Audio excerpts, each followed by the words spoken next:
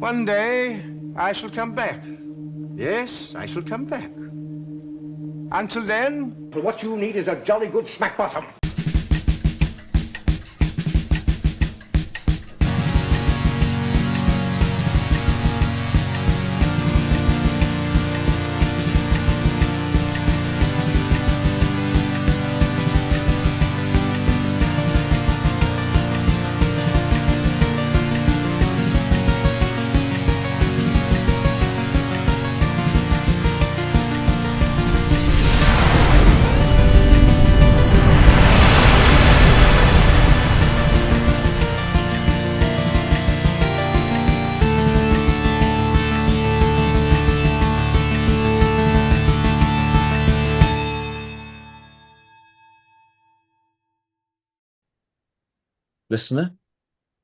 Listener, is that you? But you're viewer now. Why, that's amazing. I feel like I'm in Alexandra Palace in 1936. We are breaking the boundaries here. This is Time Ram on video, and we apologize. You are looking absolutely stunning, viewer. I can't really see you, I'm lying, but I can see them. And they're looking absolutely stunning as well. And I'm going to introduce my good friends. um, Paul, I'm wearing just my panties and I'm hot for you. Ferry? And in with the fantastic Time Ram background, the man who's clearly put some effort in, Barry, blimey, you don't get many of those to the pound, Williams. I put Oh, effort in too. I've got a Okay. shelf behind me. You have got yeah, a shelf. did you build that shelf, Paul? Your shelf was just there. I had to put my tatty cloth here. My shelf is what I'm normally looking at when I'm doing Time Ram. I've turned my desk round. That was the extent of your effort. I've got a light stand going on and a big cardboard box and my blue screen. So, I'm claiming, and I've got a little LED light here because I've just looked like fuzzy mist otherwise, which may have been preferable. I'll assess. The light may run out, in which case I'll become fuzzy mist. Fuzzy mist. I liked her films. I was thinking more she was a glam star like Susie Quattro. Maybe it was her fragrance, Susie Quattro's Fuzzy Mist. Where Susie The man Quattro's from 1973. Yes. So, well, I've done my intro now. Over to you, Baz. You've got the background. Okay. We should probably say what we're doing. We should say what we're doing. Yeah. Doing. Yeah, that's me, isn't it? Yeah. So this was a fun one and not contrived at all. No. We got the two doctors in the Jodie Whittaker era with group favorite Paul McGann. And I think you both agree he's a group favorite because we'll be able to expand his eras, based, of course, on the sacred text, the Leaky Bible. Yeah. Which we've taken very seriously and quite literally. And expanded. Oh, expanded hugely. To incorporate the host. Yeah. You wouldn't believe, if you haven't heard, seek out our earlier Paul McGann era episodes. You're not gonna work out where it's going. You're not gonna predict it. Even if you've read the Leaky Bible. The horse is going to take you by surprise, as I'm hoping it's going to do to someone in this. I'm half human on my mother's side. This is going to be fun.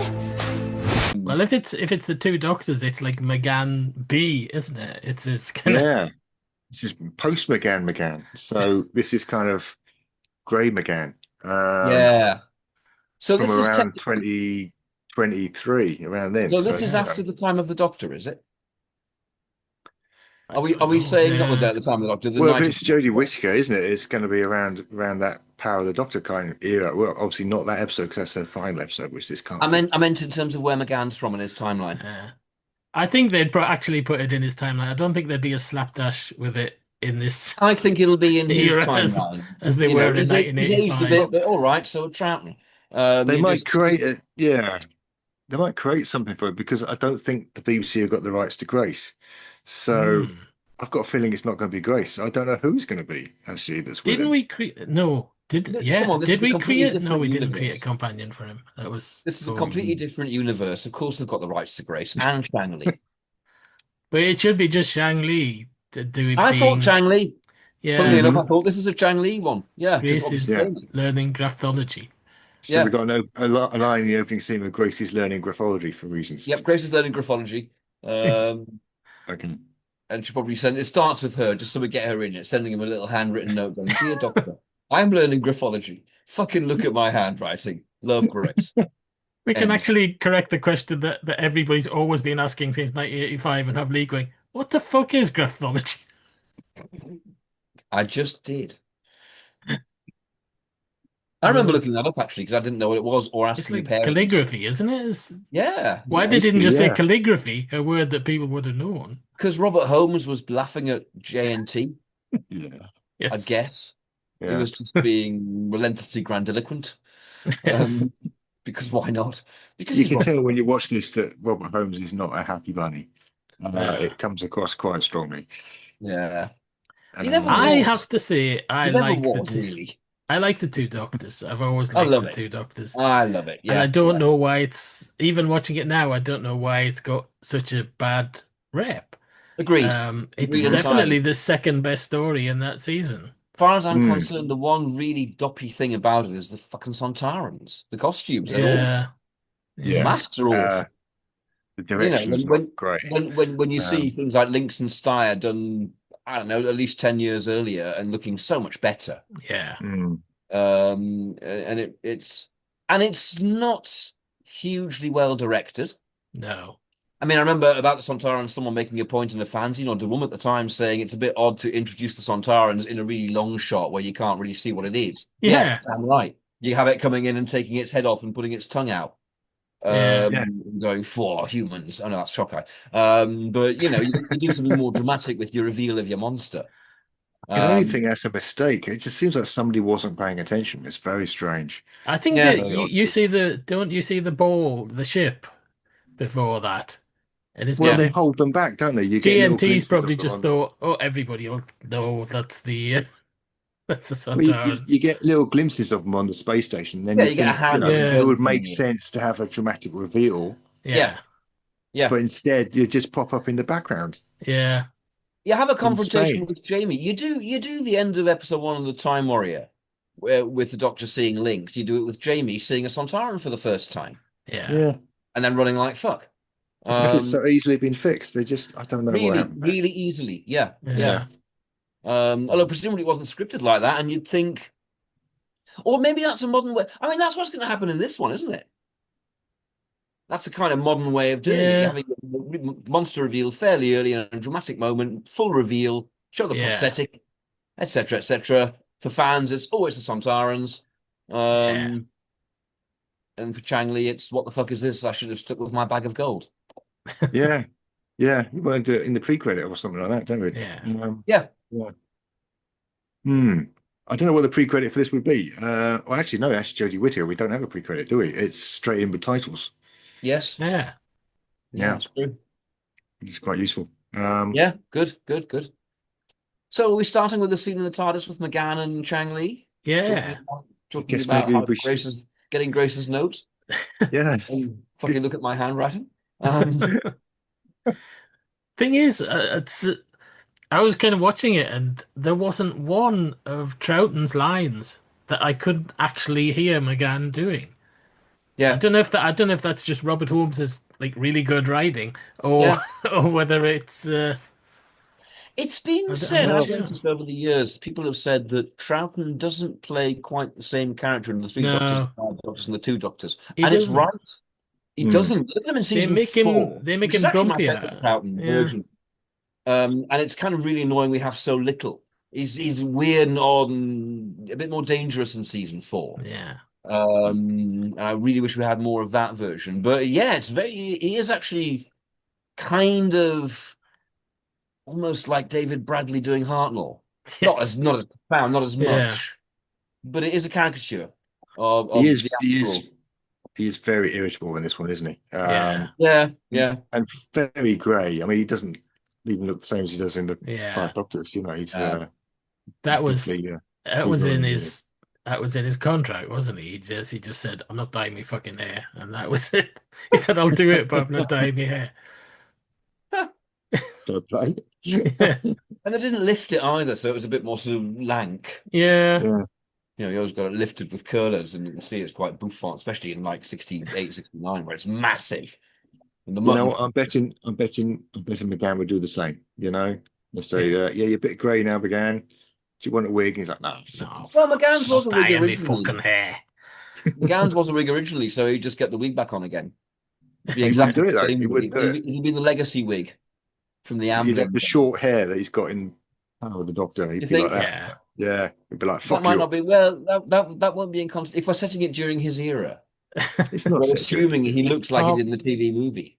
He will look obviously older. He will look obviously He will older. look older. Just he will like look just older. like Troughton does in this.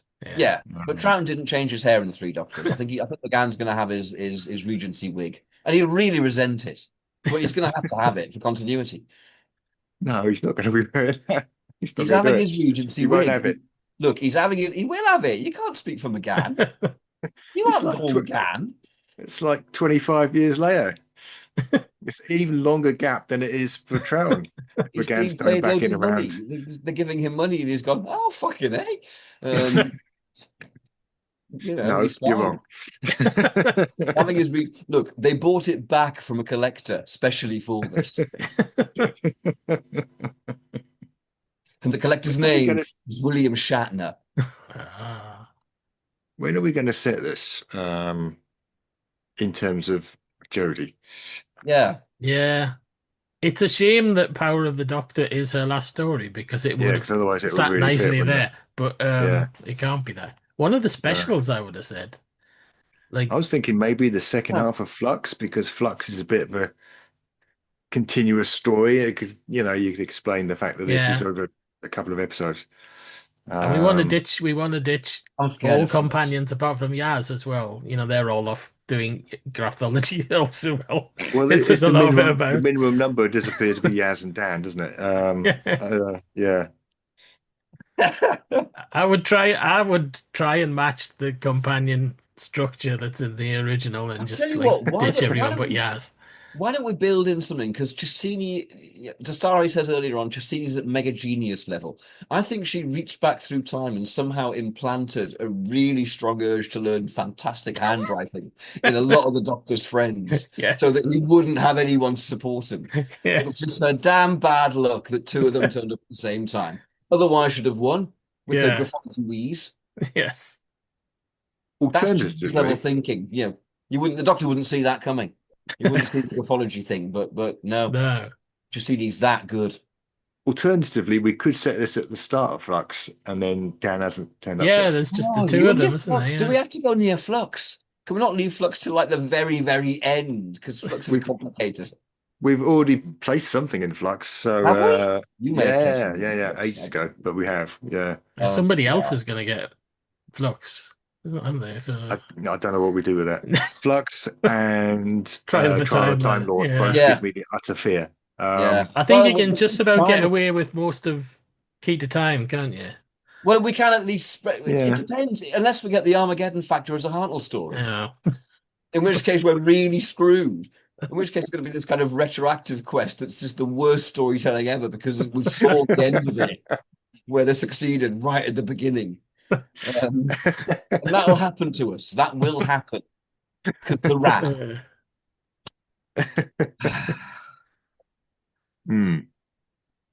So, do you think for the beginning of this, they're gonna is McGann's has some collector got McGann's TARDIS console somewhere that they can use it again? Yeah, they have. They really have. And the wig. So they could probably just go to this collector and kind of go, can we borrow this? It's in the States. Yeah. But that's all right. You just fly McGann and Chang Li out there for a bit and off you go. You could totally use that. But they wouldn't. They wouldn't, particularly if you recall the production conditions of Flux. It was during the pandemic. No one's flying anywhere. So what they're going to do is John Hurt's TARDIS. Probably, probably, yeah. I mean, Troughton's one wasn't that accurate. Probably, you know what? There's probably a fan replica of the TV movie one in this country somewhere. You could get one. We've seen one at a convention somewhere. Have we? A long time ago. Yes. Stockton. Fine. And well, somewhere up north then, yeah. Yeah. Yeah. Yeah, so let's assume they've got a TV movie console. Yeah. And if you've got a console, to be honest, as long as there aren't that many scenes set in there, you just blue screen the background. Well, it's just the one scene, really, isn't Yeah. it? That's So there it. we are. Yeah. Yeah. Well, it might not be just the one scene. We don't know where the horse will take us. Yes.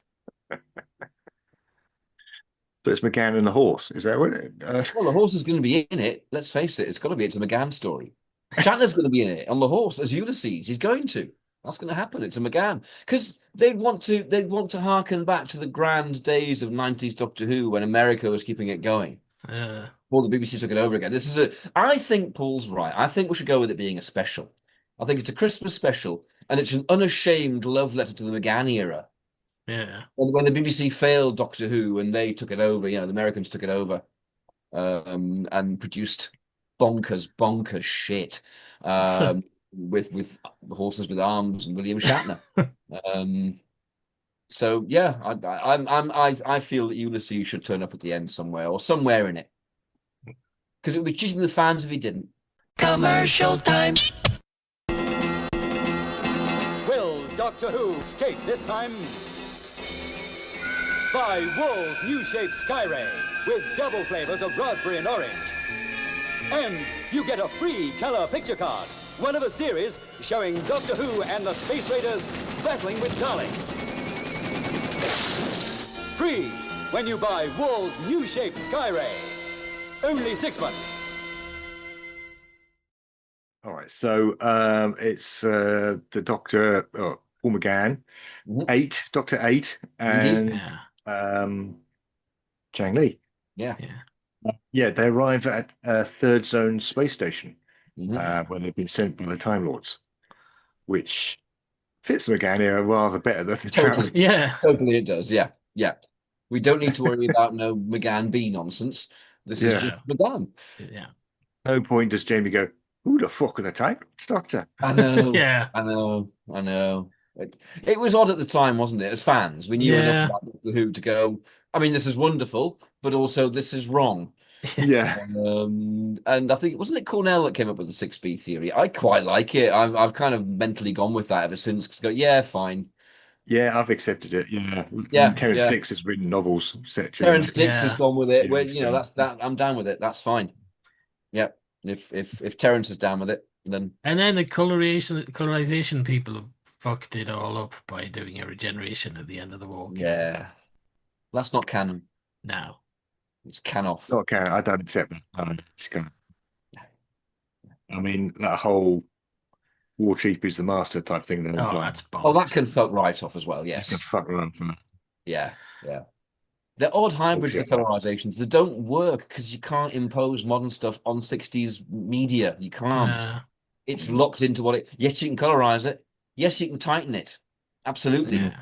But then don't try and put. It's just like Lucas putting fucking CGI things into Star Wars. Yeah.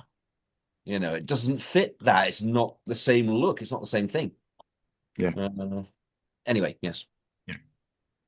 So I'm rather distracted by the lighting on Paul's shelf. It's a thing of beauty. It is good, isn't it? It reminds me of Robbie the Robot. His mouth. Yeah. Kind of goes further. I'm tilting my microphone. I need to tilt that. It kind of goes further up as well. Oh. And it's got hats at the top. Hats! And the hats. Wow. Paul's a man of means. That's what I can afford hats. Yeah, well, I've got hats as well. Look, they're behind me cloth, so I'm not going to get me hats. So it would be difficult. I have a total of 2 hats. I wish I had more hats. Get more hats. Yeah. Do you wish you had a hat like that? I wish I had a hat like that. Yeah. Wrong doctor. Let's get back to the point. This is what it's like, viewer. Sorry, this is what it's like. Except now you can see us. Yes. It's riveting, isn't it? Sorry. Aren't you glad we did this? It's pretty impressive we've got to 100 episodes, though, isn't it? It is, yeah. I mean, for a lockdown project that started out as not even being this, that's not bad at all. Yeah. I don't know how that's happened. Yeah. We just didn't stop. Yeah. It's happened in exactly the same way we made about 70 pieces of media in the 90s. hmm between us. Yeah. Just bloody Keep mind. it going. Yeah. It's because it's fun to do it as It's well, 'cause isn't it's it? That was the fun. thing. It's That's 'cause why. it's fun. Yeah. That's why kind of, it's harder to do kind of videos and things than it was years ago because it has to be more professionally done now and Less and fun. it's less fun. It is less It's fun. not, Yeah. it's not less fun having done that recently. It's not less fun. It is different, Yeah. but it is still a fuckload of fun. Yeah. Yeah. Gotta have the right people. That's More never difficult. been different. Yeah. Yeah. But when you get the right people, it's a hell of a laugh. Yeah. I mean, it is back in the day really easy just to get a couple of mates together and a camera Oh and yeah. disappear off down to the field at the bottom of the house or whatever and Yeah. shoot some shit, and Yeah. yeah. Yeah. I remember just getting telephone calls and going, yeah, can you come and we're going to shoot? So what are we Can you come shooting? over Oh, spot? Now, do I need a costume? No, you're all right. We've got a bring blanket. whatever you're wearing. You've got about 50 massive lines. Bye. Oh, I'll that pick you up coat from the that you're station. randomly wearing today. Yeah, you better keep that for the next 10 years.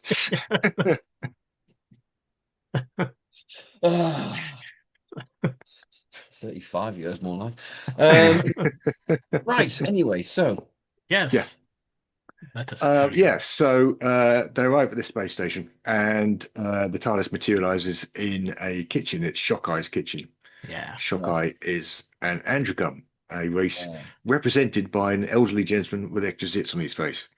I always wondered if Corn Sing was to do with the way he walked because it sounds a bit like a kind of like mincing. Kind of like, oh, Corn's over there. I'm very offended by you. I'm Corn Sing. Shockeye or the Quansinglig. Greg. Aye. Well, I think Paul had this one covered.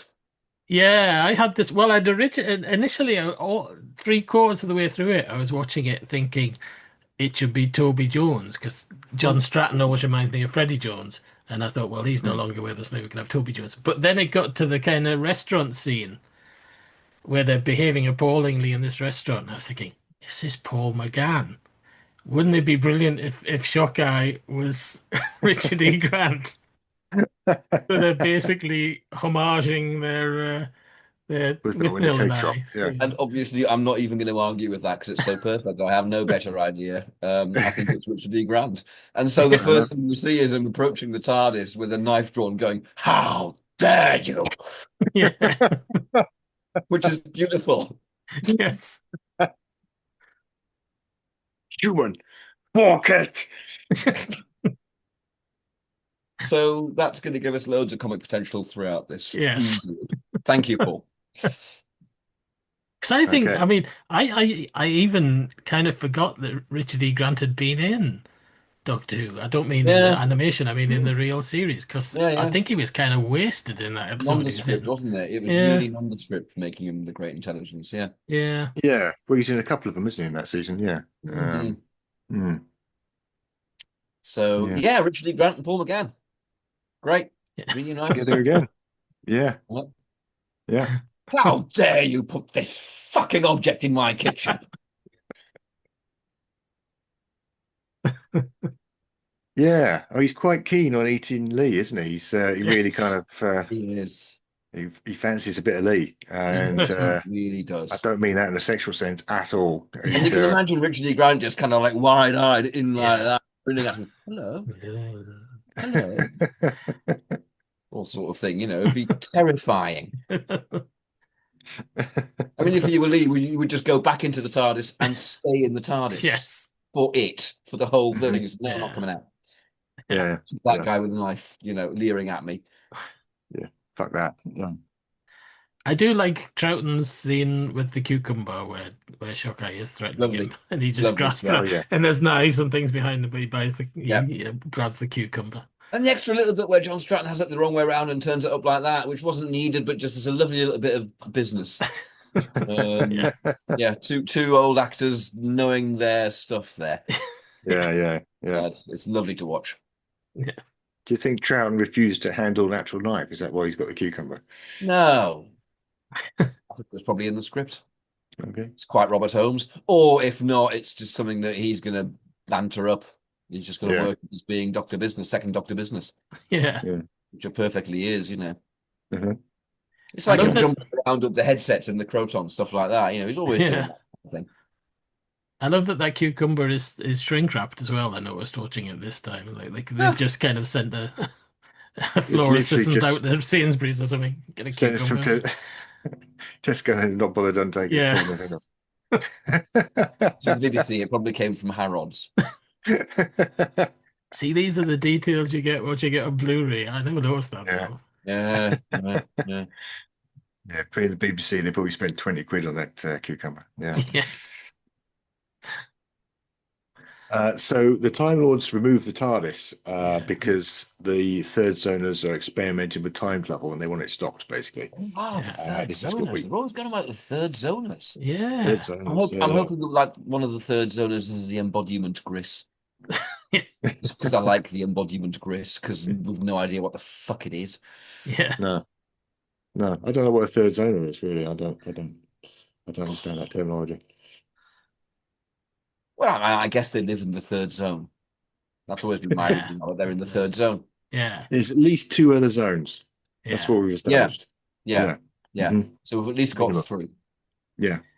Good. And there Well, are the 9 5 zone. galaxies where you can change 9 it. galaxies? Yeah, where you can 9. change a 20 Narg note, apparently, in any of the 9 galaxies. So do the 3 zones have 3 galaxies each? Maybe. Or is it a series of zones in one galaxy? The galaxies are pretty big That's as they true. stand. So Yeah. there could be just like zones in the galaxy. Yeah. Hmm. And there's this bunch of third zoners, fucking, third zoners. Yeah. I think it's like that, la-di-da third zoners that don't watch ITV. It's that sort of type. Sorry. Yeah. I mean, maybe the third zone is all 9 galaxies. If they've all got the same currency, then maybe that's Yeah. just a whole. Well, what are the first 2 zones then? Oh, Yeah, what are your oh. arms doing? Jesus wept. My God. Right. That was terrifying. It's a bit my legs, my it's a everything. bit infinite improbability drive, isn't it? Your arms Yeah. are too long. That was an unexpected visual pleasure. Yeah, that was a bit like the end of Dungeon Hive episode 1. Yeah. At one point, your arms vanished. You sort of stretched out until your arms vanished. I thought your head was going to come and scream towards us. Anyway, right. So, never mind the third zoners. We're getting off the point. I think. Dastari. Viewer doesn't want to hear about the third zoners. Do you, viewer? I don't know. Maybe you do. Maybe you do. Write in and tell us. Yeah. So, the Doctor, as we say, he's gone to meet Dastari. He's the head scientist, and he's wanting to, he tries to persuade him to stop Carts and Rhymer. Who are the Peterson scientists?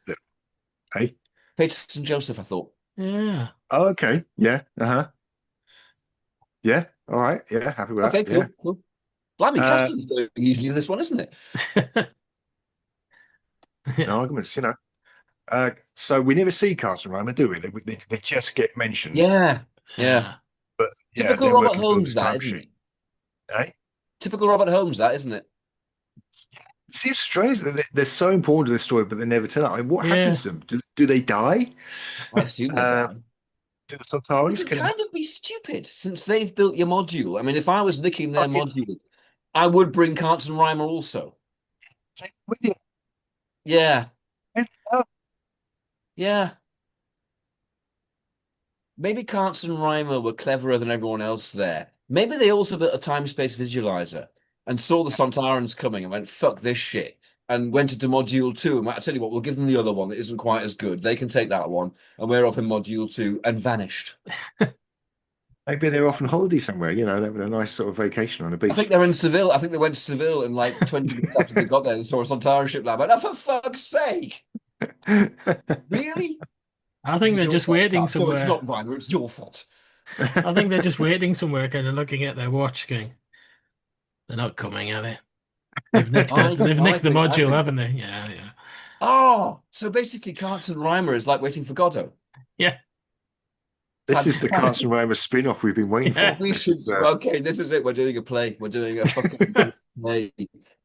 We'll do a live action extravaganza. The next time we do a video one, we'll perform Carts and Rhymer. Waiting for Dastari. Waiting for Dastari. Yeah. Well, Mind you, if one of them's looking at their watch, they're probably having an existential crisis just about that. Yes. Yeah. So, yeah, we can totally write this. Yeah, we'll write this. 3 characters. Yeah. Excellent. Cards, Nice Reimer, show. and Cassini. their One of butler. us will have to play Cassini. Bagsy, I don't play Cassini. Okay. Actually, I don't either. There you go. Cool.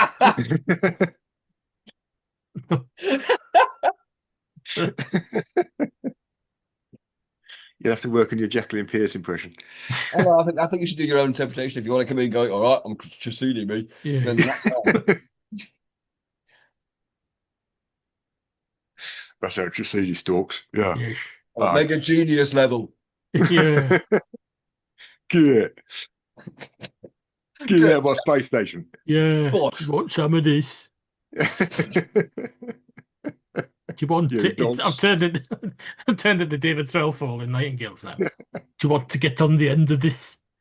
No, I do not. I do not want to get on the end of that. You do what I say, you're going to be quarantined out of here. Excellent.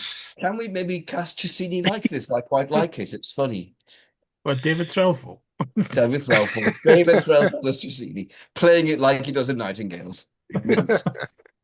I bought a jar of coffee today. Yes, and? Guess what happened at the exact precise moment that I opened it? What? My cat fell over. You're a bloody liar! No, I'm not. It just fell over onto its side like that.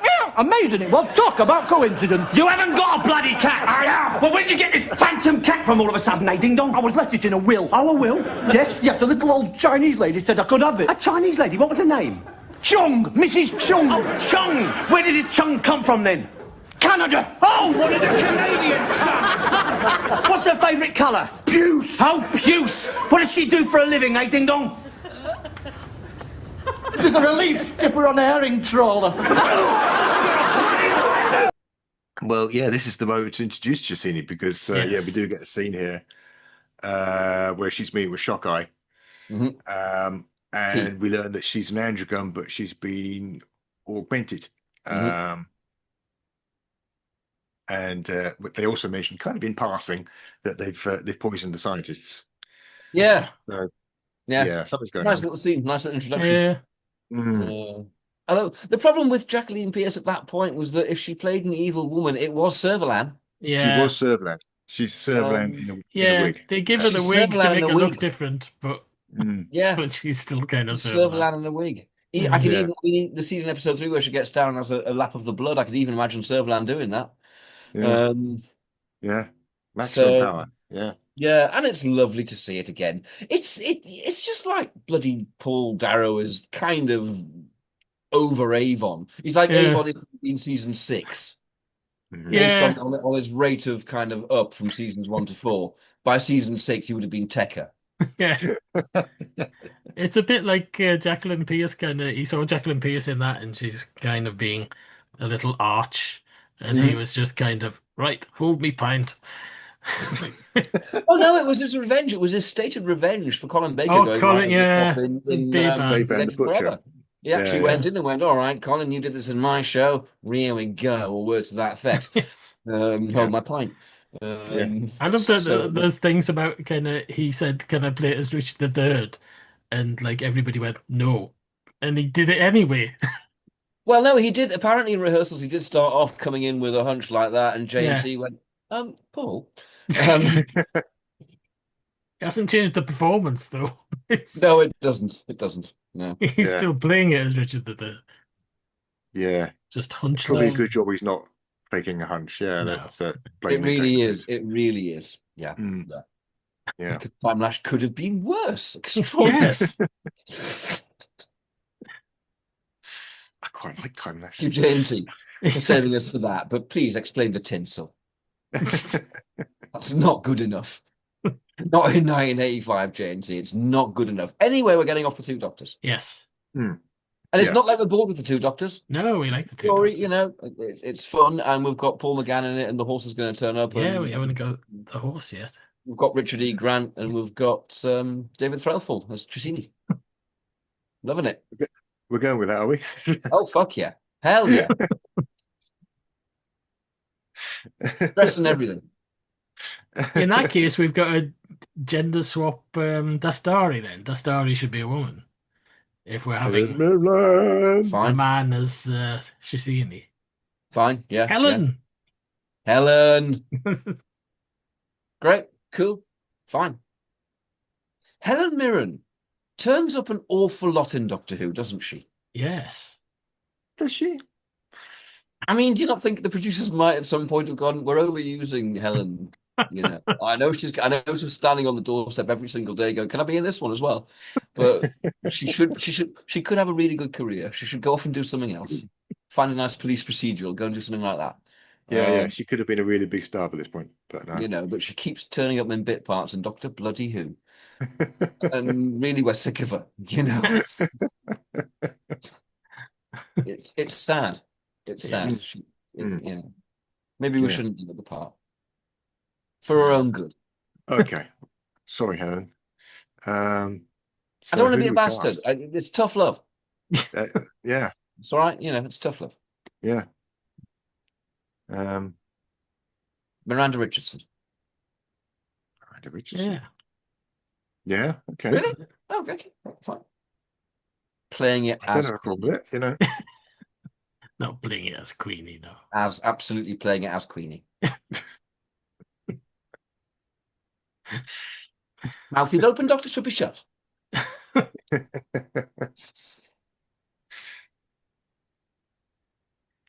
So yeah, we learn that the star is she is a geneticist who has augmented Shasini.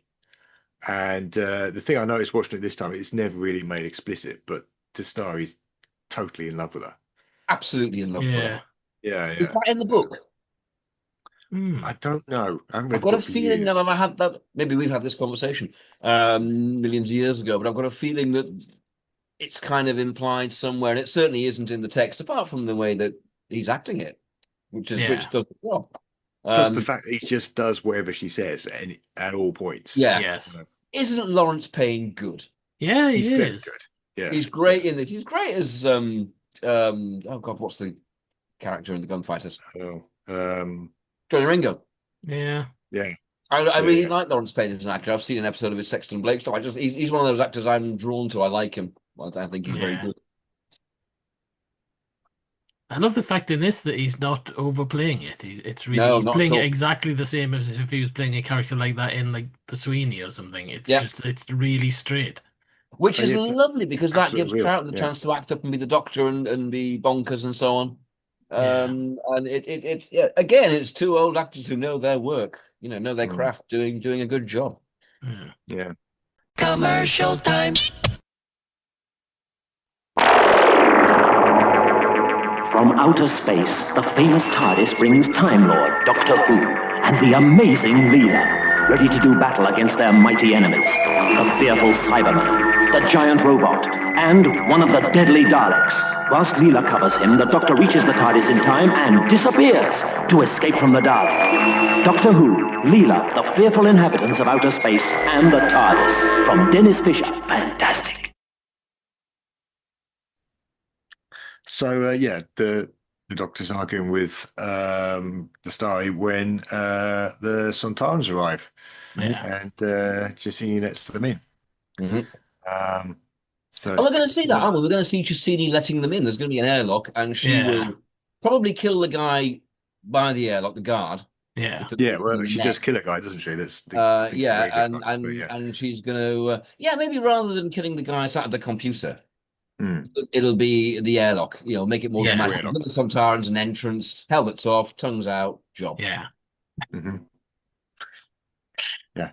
Right. Okay. That just sounds very wrong. What they do, don't you know that's what they do? It's a good job that Jacini's David Threefold now. Otherwise, they'll be talking about her thorax. Yeah. They would worry about her thorax. Yeah. But his thorax is fine. You looking at my thorax?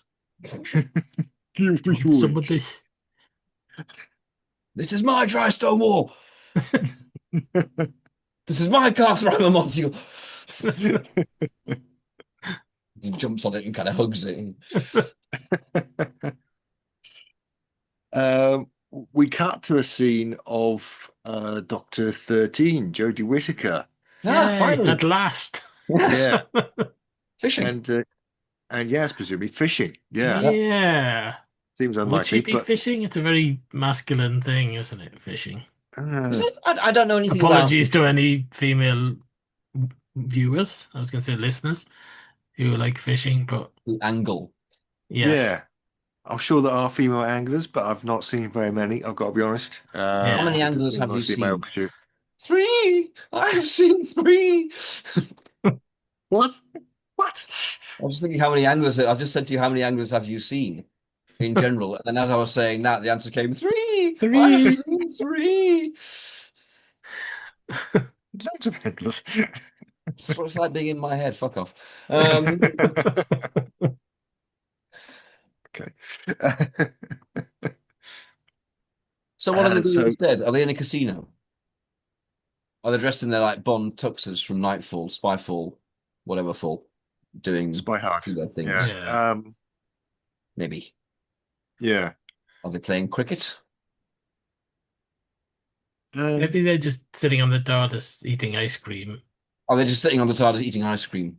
Maybe so. Yeah. Because women eat ice cream rather than fish. Apparently.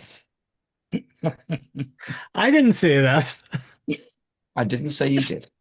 What I've observed, fishing seems to be a mostly male pursuit. I'm sure that there's women who really enjoy it. I've not seen many. Well, I nearly started searching for a female anglers association then, but I thought, no, this is getting. I'm sure there is one. We're not going to get to by the end of episode 1 by the end of this bit either. Like that. So they're in a place. Jacks, whatever, blah blah. They're doing something that they're talking about the greatest ice cream in the universe. Stereotypically female. Yeah. Okay. Yeah. And then they're going to watch soaps and cry. They what? Are they watching soaps and crying? Is that what they're doing? Maybe while they're eating their ice cream and sticking things in a gumball jack. Maybe they're doing a safari. They're looking for dinosaurs. Safari for dinosaurs. That's not expensive at all. Mm-hmm. Yeah, just like getting William Shatner. Yeah. There's a dinosaur. There we go. Maybe they're safaring for William Shatner. Maybe they're looking for Ulysses. Maybe Jodie's gone, you know what? I haven't seen my dad for ages. They're pursuing a horse with an arm. Yeah. They see a horse with an arm in the distance, and it's kind of like, wow, what's going on? And she's all kind of, why aren't you opening up about the horse with the arm? It's kind of, don't ask about the horse with the arm. Right. And it turns out to be a different horse with an arm. Yeah. I locked the horse with an arm in a pocket watch and I dropped it in the console. We're not talking about the horse with the arm.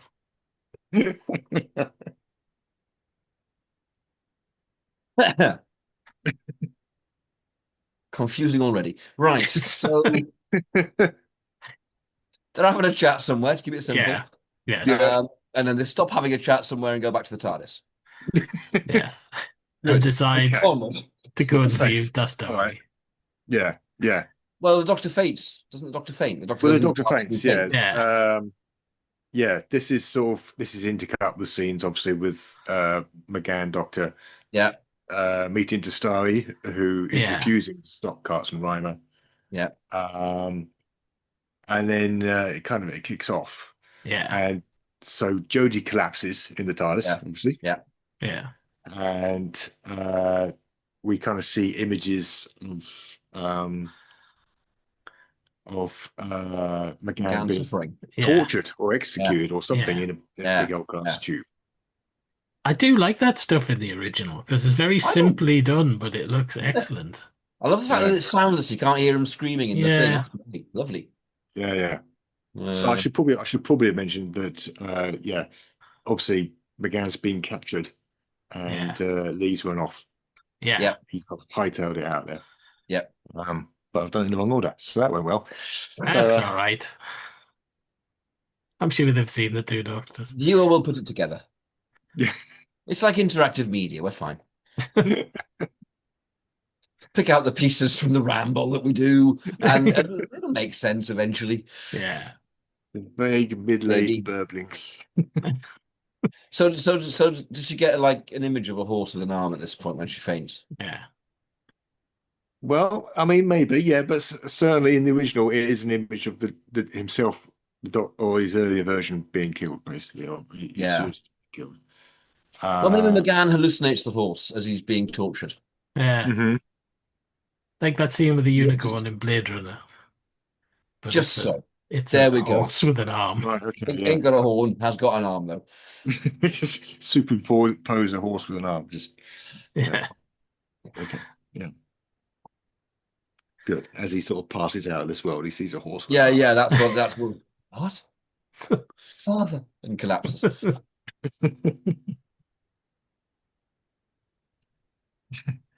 It's a strange invisible cat I've got next to my head. Yes. He keeps seeing parts of cat. Yeah, she'll pop in and out. Like She's just cat phasing from parts. Maybe that's what McGann's seeing. Maybe he's seeing parts of horse. Just the arm. A flank here. That's just an arm, though, isn't it? A That's mane not a there, horse. an arm, a fingernail. Oof.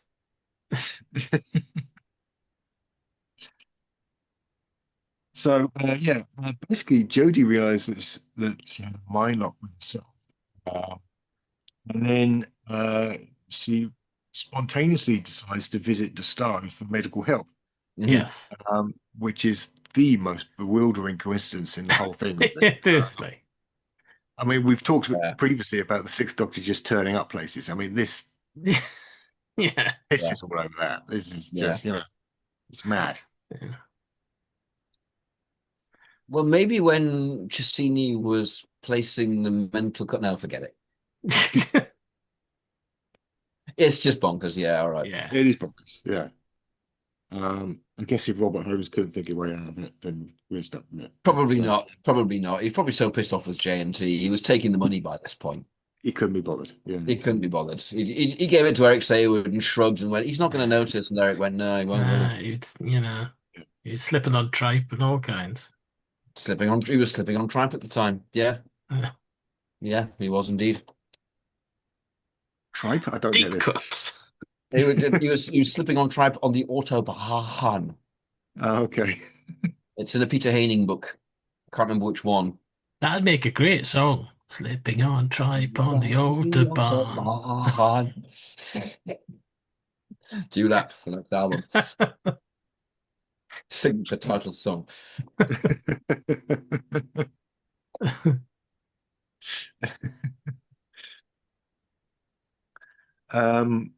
So yes, arrive in the same kitchen that we saw earlier, Shock Eye's kitchen. Mm-hmm. Yeah. It sounds like another spin-off show, doesn't it? Another spin-off show. Shock Eye's kitchen. Shock Eye's kitchen. I was just saying, it sounds like a nice bistro. It's like yeah. There is a place I walk past often in Soho called Balans, which always amuses me because I imagine it's run by the guy from The Dominators.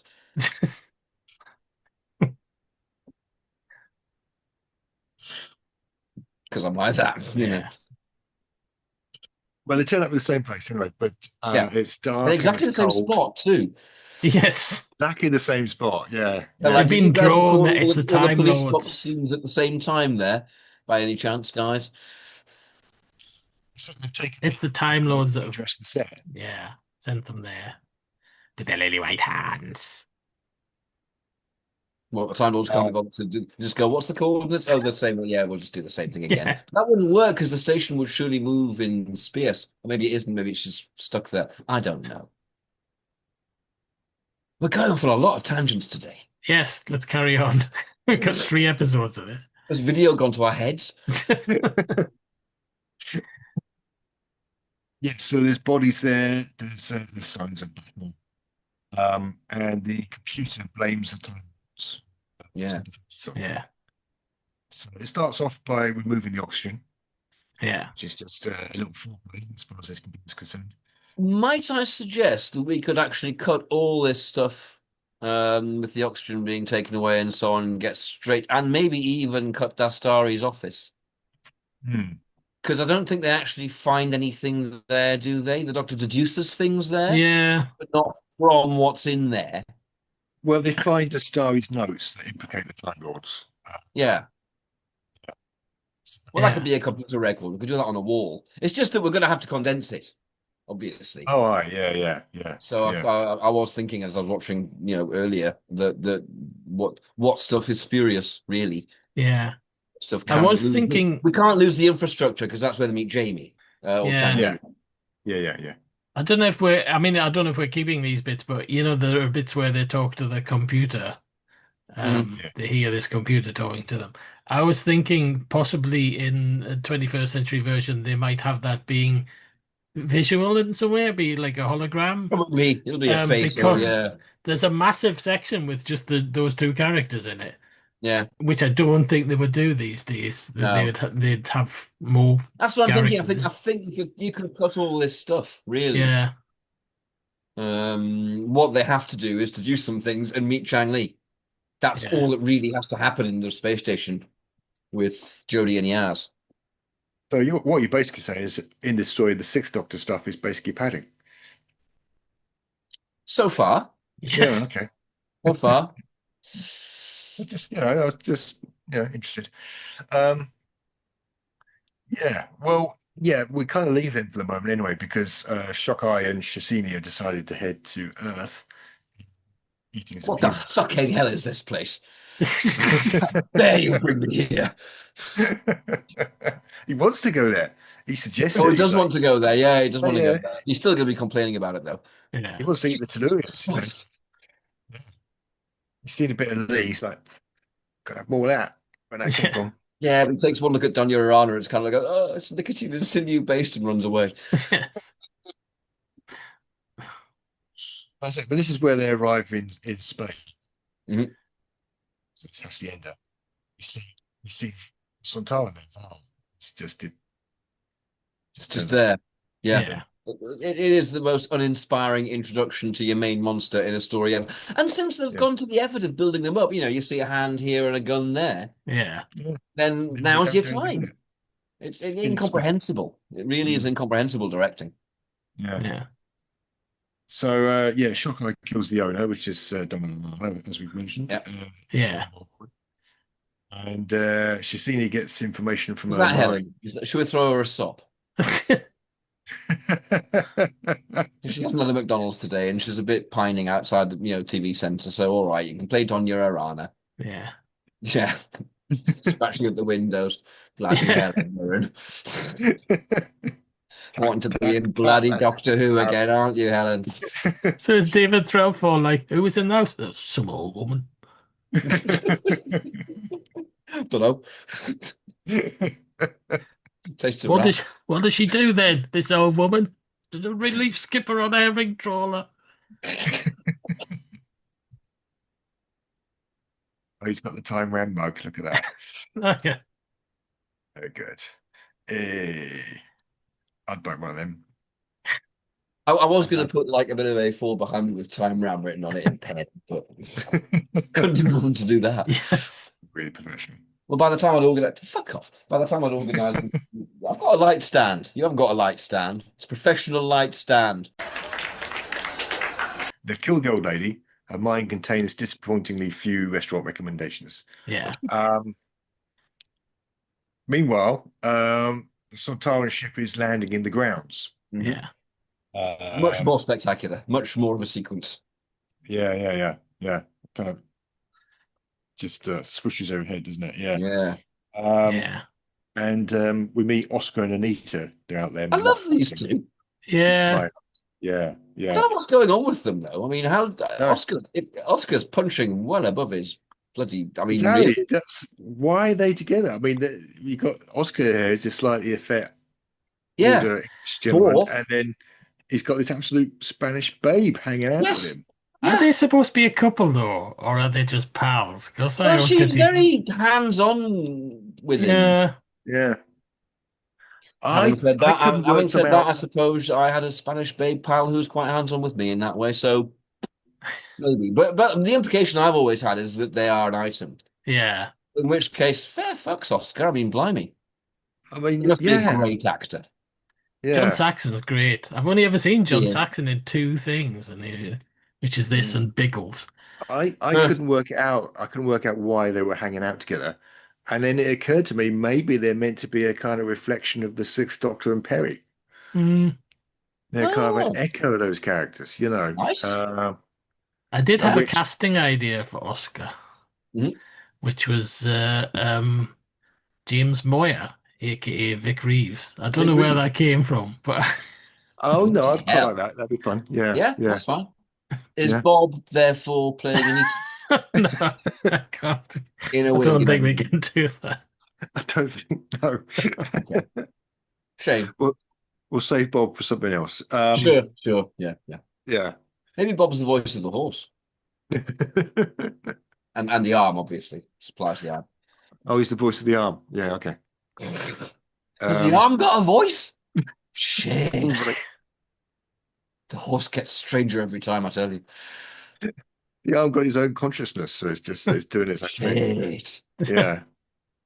The horse But will be no, looking at you. so that The implies arm's that going like that, when you know. Solon took the arm off the horse in the brain of Morbius, Yeah. that the horse didn't own the arm in the first place. So did the horse take the arm to begin with? So we have an even further origin story to handle one day. How the horse got his arm. It's like a Just So story. How the horse got his arm. I think in the brain of Morbius, we implied that the horse used to have two arms. Yes, we did. And now he's down to one. Yeah, which is why he's so angry. Yeah. But why he we're had off the two pond arms, I again. couldn't tell you. Are you following all this, viewer? We. I'm not. I can't stop the confusion in my mind! Anyway, Oscar and Anita, they hear the ship passing overhead. And then they spot Dastari. Yeah. And I was just thinking Vic Reeves kind of go, bloody hell, in the deck and just runs overhead, you know. I suppose we haven't cast Anita now, have we? We haven't. Yeah, I can't think of any kind of Spanish Should be actresses. anyone. Yeah. She'll be a hot young actress of some description. Let's just call her hot young actress for the moment. Yeah. Okay. Good. Well, yeah. All right. Okay, so they spot Dastari and Sontaran leader Stike carrying McGann between them. Yeah. At which point you start to wonder, how did Shasini, Shockeye, and Val arrive? Have they got another spaceship somewhere? Did they use the Kart's Rammer module? No, because no, of course not. And got also that, really so- cramped. Yeah. Plus, it doesn't work, you know. So Doesn't work, yeah. The Some Brian kind of nebulizers and all transmatty thing. yeah, don't know. that. It's a Got a mystery. shuttle, maybe? Yeah. It's a space station. There must be shuttles. Yeah. Does that mean they've left the Oh, shuttle well, it's in like they the- were heading towards when Shockeye's going down the corridor going, oh, I've got a co-collation. Yeah. Traveling for ages. So they've got a shuttle. They've got a ship. So it's still out there somewhere in Spain. They've just left it. Presumably, yeah. Yeah. Okay. Oh. Well, Right. that's why Shatner turns up. He sorts that out. He says, I'll get rid of the son. You were never very good on details, were you? Yeah.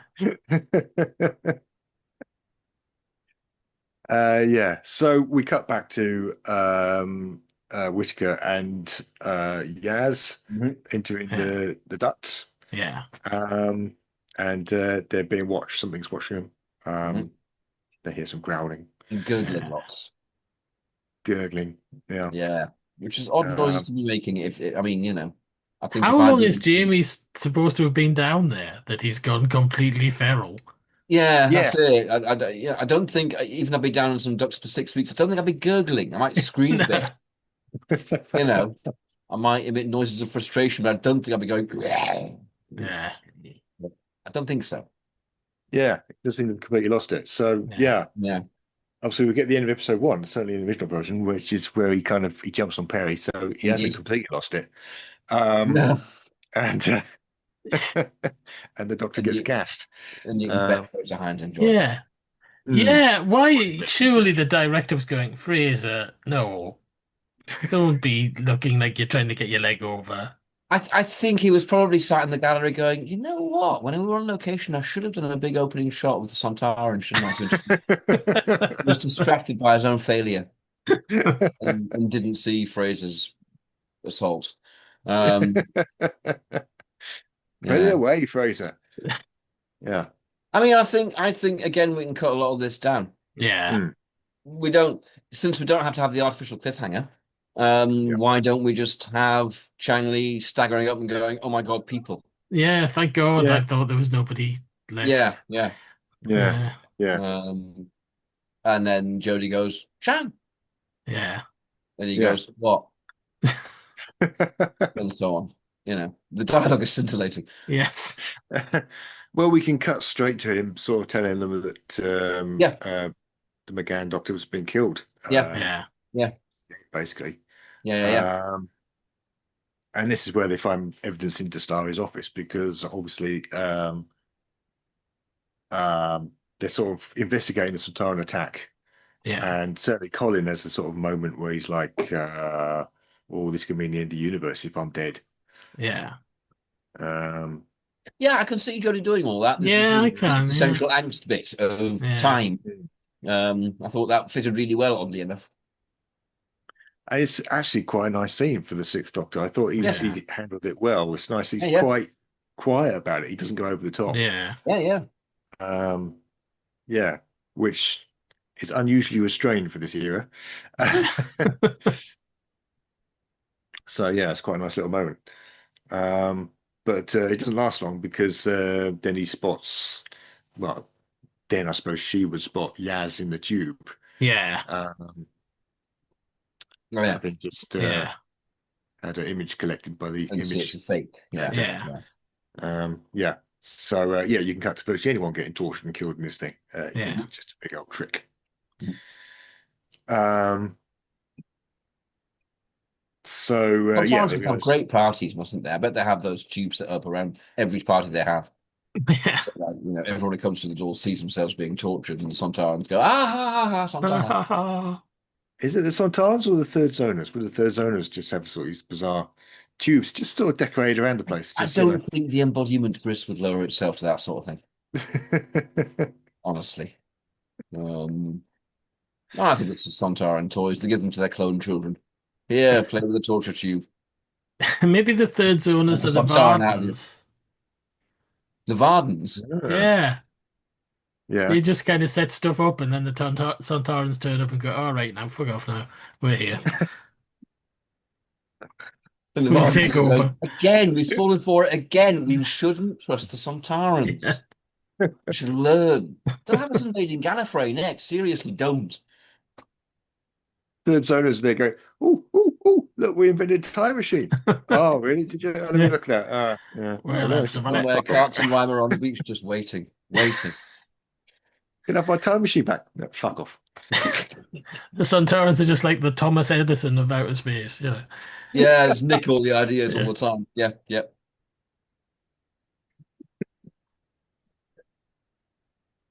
What time machine? What time machine? Okay. So yes, just trying to find where I am. So so they work out that the Sontarans took McGann because they need Time Lord symbiosis. Yeah. Otherwise the time machine don't work, which the module don't work.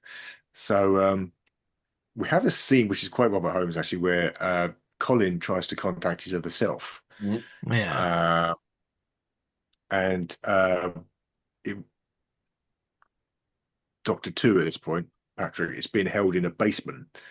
But Colin is able to identify that he's in Seville from a single bong. Yeah. And he's so obnoxious about it, you kind of hope he's wrong. But he's not. How about he sees Ulysses instead of hearing a bong? Yeah. How about an image of Shatner appears going, Seville. Go to Seville. He's eating an orange and he's going, go to Seville. Yeah. It's handed to him by just an arm on stage. Yeah. And she starts humming in the Barbarossa bill based on that. Yeah. Yeah. I mean, it's about the same, really. Yeah. Yeah, cool. Yeah. Means we get our money's worth out of Shannon. If we're flying him over to shoot anyway, we might as well spread him throughout the story. Yeah. You can't fly him over. It's COVID. He's filming it on a little camera in his basement. All right. He's got a big camera. He's William Shatner. Yeah. Got that many horses, you can afford a camera. Yeah.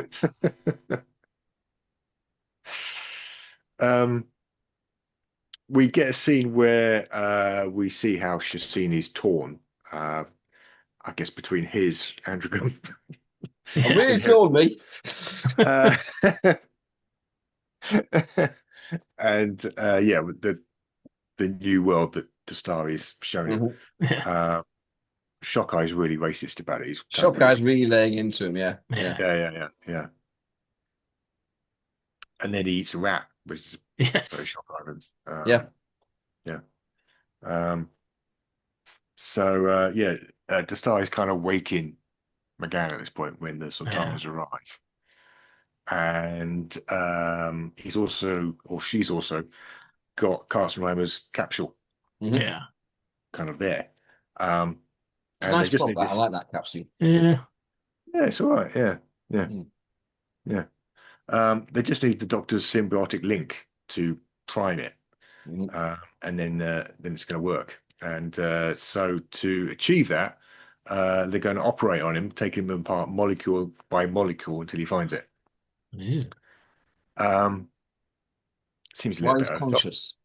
While he's conscious. Yes. I don't think you need much to find a bit of DNA. I think just a hair follicle will probably do it. Yeah. But no, he's gonna keep cutting until he gets there. We don't know how the symbiotic nuclei works. It might be a conceptual thing. How do you cut out a conceptual? Exactly. Ah. That's why it's not so easy. Okay. All right. Yeah.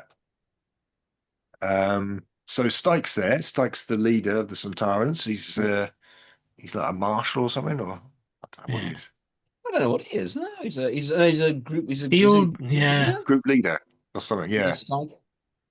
I mean, both of these Sontarans are kind of decorated above their level of competence, really, aren't they? Yeah. They are terrible. They're the worst Sontarans in Doctor Who's history. They're awful. Yeah. The performances are fine. Stike's got the extra nothing wrong with the actors, which are just hilarious. They're just really tall and slim. They're not sort of built up, bulky. Yeah. They're just not Sontaran shaped at all. Mm. I'm guessing in this version they'd be the kind of War of the Sontarans type. I think, yeah. That one of them would be Scottish Dan guy. Starkey. Yeah. So good Sontarans. Yeah. Yeah, they would look decent. Mm. Yeah, if Dan Starkey's playing Varl, then he's constantly undermining Stike, just going. Yeah. Just rolling his eyes a bit. Yeah.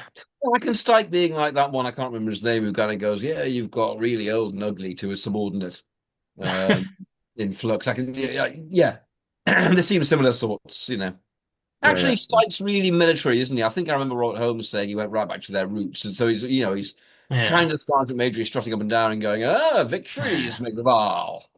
Yeah. He's got a swagger stick like the brig, yeah, he's got his stick. He's not very clever. Yeah. I love that scene where I think I'm skipping forward a bit, but where Troughton's taunting him and he just whacks him one across the face, and Troughton really sells it. Yeah. And it's a brilliant scene. Yeah. That might be around here, actually. Yeah, when the Doctor kind of tells Stike that Jacini's going to betray him. Yeah. Stike's just cut him up. Get cutting. I need to get back to the war. They always get back to the war, don't they? Honestly, war. Yeah.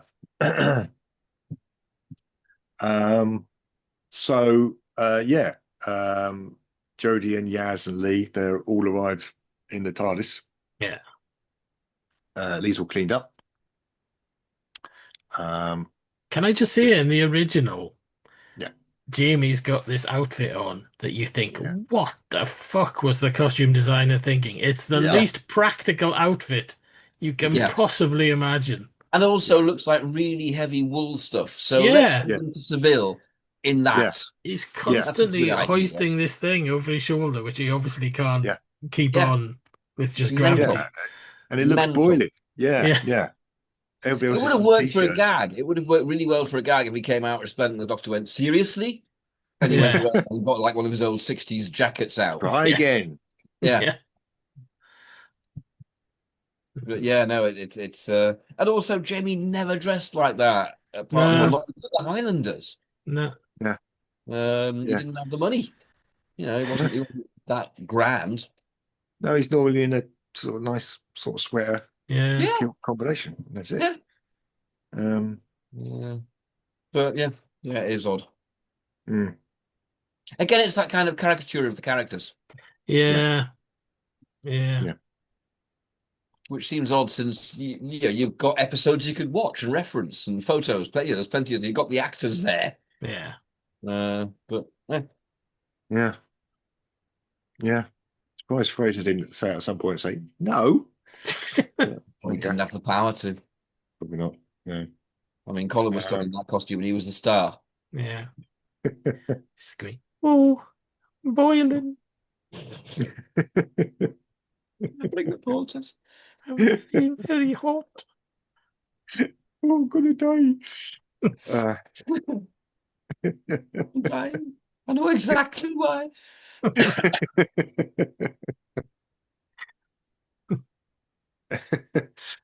They meet Oscar and Anita, who tell them there's been a plane crash. Yeah. And they saw an injured man get carried into the hacienda. So we probably could. There's a little bit here that kind of I'm not quite sure what it's for, because Colin goes in and then Shocker and Chesina hear him and he comes and runs away again. Mhm. You could probably lose that actually. Yeah. But what happens is they sort of form a plan where I guess in this version they're going to send Yaz. Yeah. They're going to send Yaz to create a distraction. Mhm. While the Doctor and Lee go in through the cellars. Yep. Which He'll seems be a like bit a lock picking. That you have safe tracking skills. He'll be he'll be useful in some way. Yeah. His criminal past. It's a bit odd because they talk about going through the ice house, but it's clearly a stable. I don't quite know. Yeah. I'm not sure. You get the idea sometimes that Peter Moffat wasn't paying full attention. Yeah. Yes. Yeah. Maybe not. Yeah. So they say goodbye to Oscar and Anita at this point, I think. How long Colin gets a kiss? Yeah. Yes. That's great. That's right. And Jamie doesn't, so that's lovely. Yes. She's not into Jamie. Goodbye. The fuck? Yeah. It's great. Now I bet that was all just improvised by the actors. Probably. Yeah. Yeah. Nice stuff.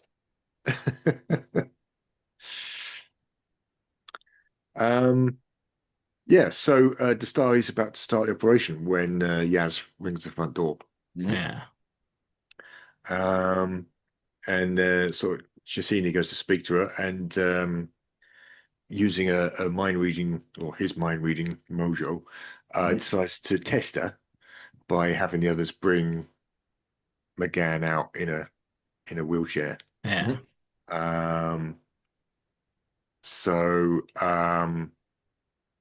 Yeah, I mean, but it works. She gets to it because she doesn't know who that is. Yeah. Yeah. No, she's not got a clue.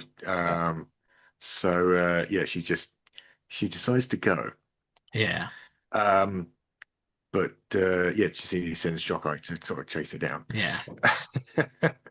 Because they want some grub. Scrubber, you'll love it. I'm gonna baste you. It is horrible. Yes. Yeah. So meanwhile, Jodie and Leah, they've sneaked in into the cellars. Yeah. They find the Carson Rhymer capsule, and the Doctor just mentions that she would just need to use it to prime it, and then it would work from then on for anyone. And Stike's been listening. Yep. Captures them. Shockeye captures Yaz. Yeah. Which is the end of episode 2 in the original version. I was thinking about that. I was thinking in the original, Perry kind of just slips over, doesn't she? And kind of it's a bit crap. It's a bit kind of ankle turny. I think Yaz. I think he'd have something to bring her down. He'd have a weapon. He'd have a like something he could throw, like a bolus. Yeah. Or a boomerang or something like that, some kind of primitive weapon he could kind of bring her down with. Yeah, nice. Yeah. A ball. Give him I all think these a ball interesting to the base as well if he's got like a boomerang type thing that he's throwing, like a kind of half drone, half boomerang. Yeah. Yeah. He just bends over in this, doesn't he? Going pretty. Yeah, he does. He does. Imagine Richard Grant doing that. Yeah. Matching the size of his balls.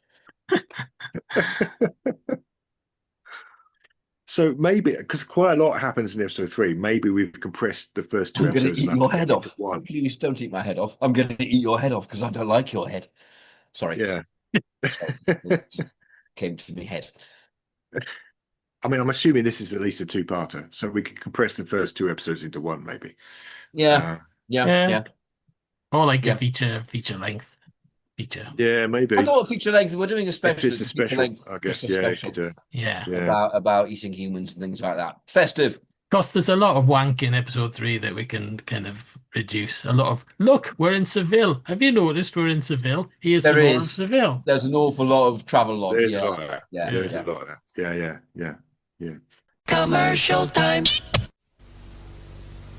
Attention all Daleks. Look for these special Doctor Who packs of Weetabix. Each one has one of these 4 Doctor Who action games, 3 of these stand-up figures, and a secret message from the Time Lords. We must capture these special packs of Weetabix and exterminate. Collect the special Doctor Who Weetabix packs and enjoy your daily wheat while stocks last. So, as we knew he was going to, Stike makes Jodie use the capsule, and that primes the Bryode nebulizer. So I love a Bryode nebulizer. Yes, gotta love a Bryode nebulizer. Yeah, they're the must-have item this summer. They are. Yeah. So anyone can use it now. And then in the original version, Jamie stabs Stike. Lee shoots him. In the face. And they run. Well, maybe Lee uses his own device against him that he used to bring Lee down. Boomerang or whatever. Yeah. Because I don't think nowadays they'd allow a knifing. Probably not, actually. I don't think. I think knives are out. Yeah, they probably do something else. Yeah. You would not get Leela nowadays, No. I guess the pertinent bit is they managed to get away. They do bump into McGann, who's still in his wheelchair somewhere. And they have a bit of a doctor off. But they have to leave him there. While this is going on, in another plot point, which is frankly bonkers, Jacini persuades Dastari to turn McGann into an androgam. Yeah, this is so that he can be his consort. Fine. I mean, that's not any madder than the original, which Jacini's like, you see that grey-haired second Doctor? Yeah. Fuck you, Dastari. I want a bit of that. Yeah, I want a bit of that. And Dastari's really, really butthurt. In this version, he's like, I want him to be my mate.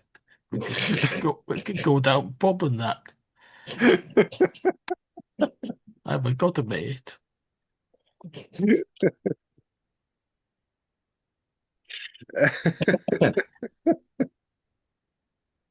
Dastari's starting to shake his head a bit and going, are you sure you're a mega genius level? Were you lying to me about that? Have I not? Have I failed? Something's gone wrong somewhere. Yeah. Because I wonder, Trissini, I wonder sometimes. Make me question my work. Yeah, so it means they interrupt Shockeye, who's at this point he's about to carve up Yaz. And they kind of he keeps getting interrupted at these moments. Yeah. Take him away from all that. And they nick his jeans. By which point I don't mean his trousers. I mean, they literally extract genetic material from him. Yeah. And he's bloody angry about it. He's full on bloody angry about it. He's not. He ain't happy. And it's even then it's not a cheek swab, is it? They put him under. Put him under. Yeah. This is where he's going on about being a trained actor. I think he probably is. So yeah, this gives Jodie an opportunity to save Yaz, which is helpful.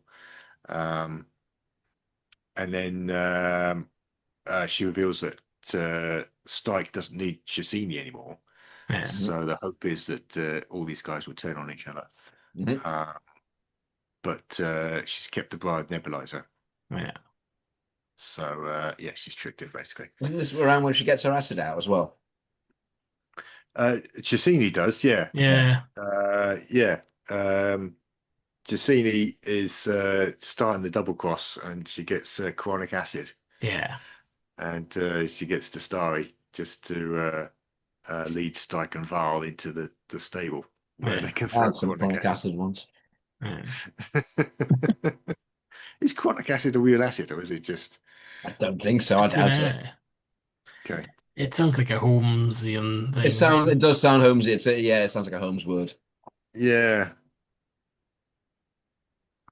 It makes me think of citric acid, so you think, well, it's not that strong. It's got. I mean, yeah. Bearing in mind that Sontarans are actually made of flesh, you'd think any flesh-dissolving acid would do the job. But carbonic acid, that's what I'm thinking of. There we go. Oh, carbonic acid, that right. Yeah, no. Chronic acid, much stronger. Soap, isn't it? Yeah, chronic acid. Carbonic soap. My grandmother had carbonic soap. Yeah. I used to call it carbolic soap and thought I was extraordinarily clever. That was about the age of 35.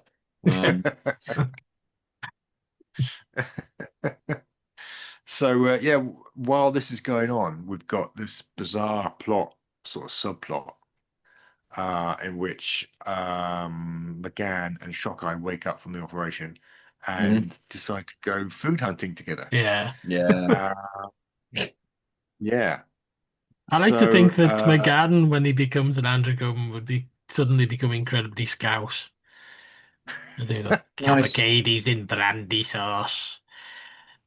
It's not going to be Seville in this version, is it? It's going to be Manchester or something. Sheffield. It'd be Sheffield and the Chibnall's here, wouldn't it? It'll be Sheffield. Yeah.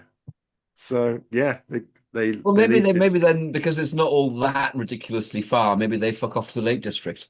Yes. To find a tea room. Yes. They've gone on holiday by mistake. They've gone on holiday by mistake. I've become an androgon by mistake. I've been called an androgon. What fucker said that? That's not true. I eat humans. What's he mean he eats humans? I'm in mortal danger. So the whole thing's been set basically in Sheffield rather than Seville. And the Donna was just a kind of random old Spanish woman living there. Yes. Just a random old Spanish woman living in a hacienda somewhere on the outskirts of Sheffield. Nice. Yeah, cool. Excellent. And Oscar's wandering around the kind of disused steelworks looking for butterflies because that's where they hang out. Yeah. This is going to be fun. So yeah, the Doctor and Yaz and Lee follow them into Sheffield. Lake District. Lake District. That's right. The Lake. Yeah. Yeah. They've done the same thing. They waved down a car and they killed the guy and off they went. Yeah. Exactly. Oh, yeah, you don't need to change that. That's the same, yeah. And Shasini and Dastari are also following them as well. So they're all they're all heading into the Lake District. Excellent. Loving this. Nice. Which is for the restaurants. As opposed to lakes, presumably. The two things are not mutually exclusive.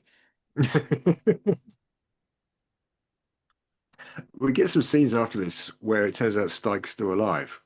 Yeah. And he's kind of covered in green goo. He tries to use the capsule. Yeah. It's increasingly fucked.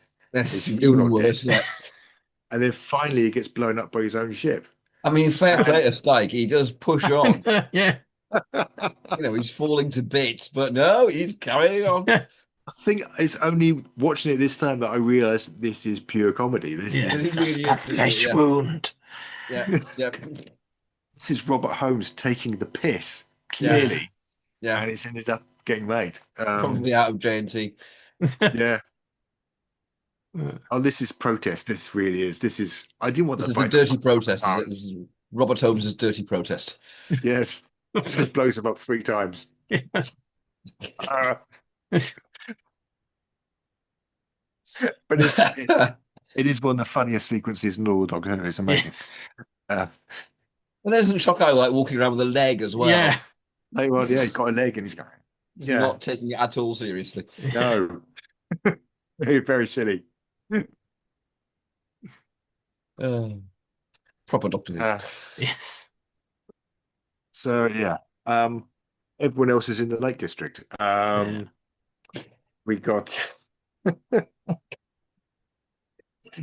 Jodie and Yaz and Lee. How about Yaz calls her police mates and commandeers a police car so they can get to the Lake District as quickly as possible? Give Yaz something to do. Sense. Yeah. She's in the locality, then she's going to have friends there, so that gives her some agency. Yeah. And Cassini's managed to get a lift by showing a bit of leg, Especially now. Yeah. Yes. So maybe they took the shuttle. Maybe the shuttle's got a cloaking device and they can disguise it as like an ice cream van or something. Yes. They're kind of tinkling along the street. That might make more sense. Yeah. Good. That might make more sense. Shit. So yeah, some kid comes up the ice cream van and she'd seen it. It's like, can I have an ice cream? No. Reaches out and eats them. You cannot have an ice cream. No, you can't. You can't have an ice cream. You cannot have this ice cream that I'm eating.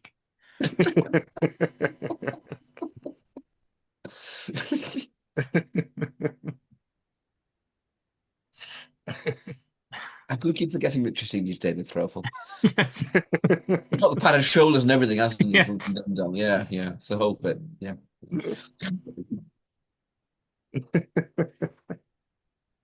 Yes, they're We've all got looking to be the only Doctor Who podcast that's ever mashed up Doctor Who and I forgot what it's called. Nightingales. Yeah. Yeah, probably, yeah. Let's hope. I suppose if we're doing a video podcast, this is a good opportunity for some Nightingales clips just to go, hello, they are. Yeah, this is what we're talking. This is what Cassini actually looks and sounds like. The quite obscure series we're talking about. In our version, yeah. I'll give 6s and 7s some visual material to work on here, I think. Just sitting there at the moment going, what the fuck are they on about? What are you talking about, lads? What are you saying? It must be a common experience. Anyway, so they're all looking for McGann and Grant while avoiding each other. Mm-hmm. And actually, in the actual version, this is played for laughs as well, really, isn't it? With the cat and stuff like that. And it's your fast thing, isn't it? Yeah. One person going down one end of the thing and the other person going down the other end. Yeah. To start again, Moses. Some nice music. I love that sting at one point. Where dun dun dun dun dun dun dun dun dun dun. With the Spanish guitar. Really nice soundtrack. Yeah. I noticed as well Peter Moffat couldn't resist sticking himself in there as well. Yeah. It's Peter Howell, isn't it? It is Peter Howell, yes. Yeah. I do like Peter Howell's music. Of the Radiophonic Workshop people, Peter Howell, I think, is my favourite score. Peter Howell and Paddy Kingsland for me. Yeah, and Malcolm Clark, of course. Clanging away. I mean, Malcolm's got his fans, yeah. I like some of Malcolm's Clark. I like Attack of the Cybermen. I like all the dun dun dun dun dun. That stuff's very fun.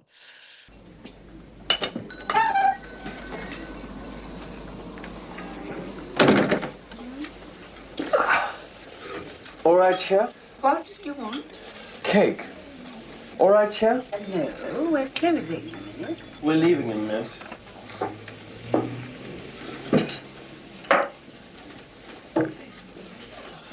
One cake and tea. Didn't you hear? She said she'd closed. What do you want in here? Cake. What's it got to do with you? I happen to be the proprietor. Now, would you leave? Ah, I'm glad you're the proprietor. I was going to have a word with you anyway. We're working on a film up here. Location, see. We might want to do a film in here. You're drunk. Just bring out the cake. Cake and fine wine. If you don't leave, we'll call the police. Balls. We want the finest wines available to humanity. We want them here, and we want them now. So, yeah, McGann and Grant, they arrive at Oscar's restaurant. Yeah. Or perhaps it's a cake shop, I don't know. But they eat a massive meal there. Yeah, they have the finest wines, of course. They have finest the wines, whole known to fucking humanity. lot. Yeah. They eat the entire place up, and then they start looking to eat Miss Blennerhassett. I love that. It's just a little lovely bit of kind of the line and the acting in that, where Anita and Oscar are talking about what they've had to eat, and she says they've had an entire paella, and he goes, "That's 12 servings." Yeah, it's lovely. It's lovely. And I love Trout. I love the way that Troughton's just completely bloated. He's kind of like, oh. He's like Mr. Creosote without the bulk, you know. Yeah. No, I'm fucked. Couldn't eat another thing. Oh, yeah. You know, it's nicely done. Yeah.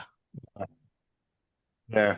Oscar tries to take the bill, and Shocker kind of goes, yeah. Yeah, I think Oscar's going to live in this because I mean, the knifing was there is no point to Oscar harsh at the time. Yeah, apart from shock. Yeah. And I don't mind shock. Fine, you know, violent people do violent things. Fine, I don't have a problem with it, but there is no story reason for Oscar to die. Yeah. Doesn't motivate anything. No. I mean, it's a sort of sad little story beat, isn't it? Yeah. A little tragedy. Yeah. But yeah, they're not going to have him stabbed in this, are they? It's not going to. No. Plus, I think if anyone tried to stab him, then Anita the Chav's going to storm over and stab them first. Yeah. I mean, they might have a lot him of the violence in this, which I don't think they would let go. Not in the same way. It's remarkable how much less you can get away with now. We've had to be careful. We've had to be, we just look into things and just make sure of stuff like that. Yeah. I mean, he might kind of get I mean, it's not any better in regards to what happens to Oscar, but he might get a laser out and disintegrate him. You'd get away with that. You could do that, yeah. Well, that's more likely. That would be more sensible for this version, yeah. And it is sad when Oscar dies, It's played. So Shockeye, certainly the original version, kills him and then does a runner, doesn't pay his bill. Does he shout "bastard" when he does so? He's looking for some child's pee.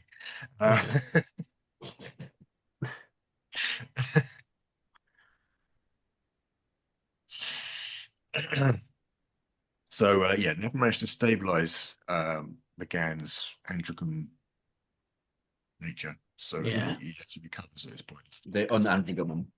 Yeah. So the others kind of the androgen.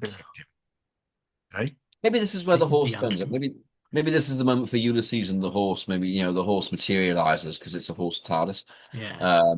And just clip clops over under Shatner's command, and it just lays its hand on McGann's head, and he unandrogons. Yeah. Right. Okay. Yeah.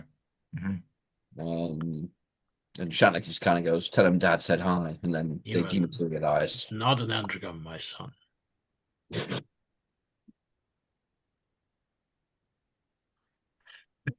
That's it. Full Time Lord. Yes. Not being half human. Apart from half human. Yeah. And maybe 1/5 horse. Who knows? Who knows where it's all going? Just saying. Yeah. Well, this is half Time Lord, half human, half androgon, and 1/5 horse. And a bit of horse. So, Yeah. Cool. Excellent. Cool. Yeah, so the others kind of find him there, and then they all get captured by Cassini. So we're getting to the crux. Final scenes. They're back at the hacienda. Yeah. Is it hacienda or hacienda? I don't know. I don't know. Let's just say hacienda because that's what they say in the Two Doctors. Yeah. Is it going to be either in Sheffield? Good point. Unless it's the Hacienda Club in Manchester. The Hacienda Club. I thought that earlier. Yeah. So they're back at a major rave spot. Yeah. Where most of the action is taking place, apparently. Yeah. All right. Presume it's empty. So the Donna Arana is the owner of this rave. Fantastic. Right, fantastic. Okay. This really hard old Spanish bitch who you just don't fuck with her. Yeah. Nice. Yeah. All right. Yeah. Okay. Yeah. So they found Stike's leg. That's there. Yeah. And thank God it was his leg. Hey. Thank God it was his leg. I think it's his leg. I mean, you know, I didn't look too closely. Yeah. But then, what would a Centaur need with anything else?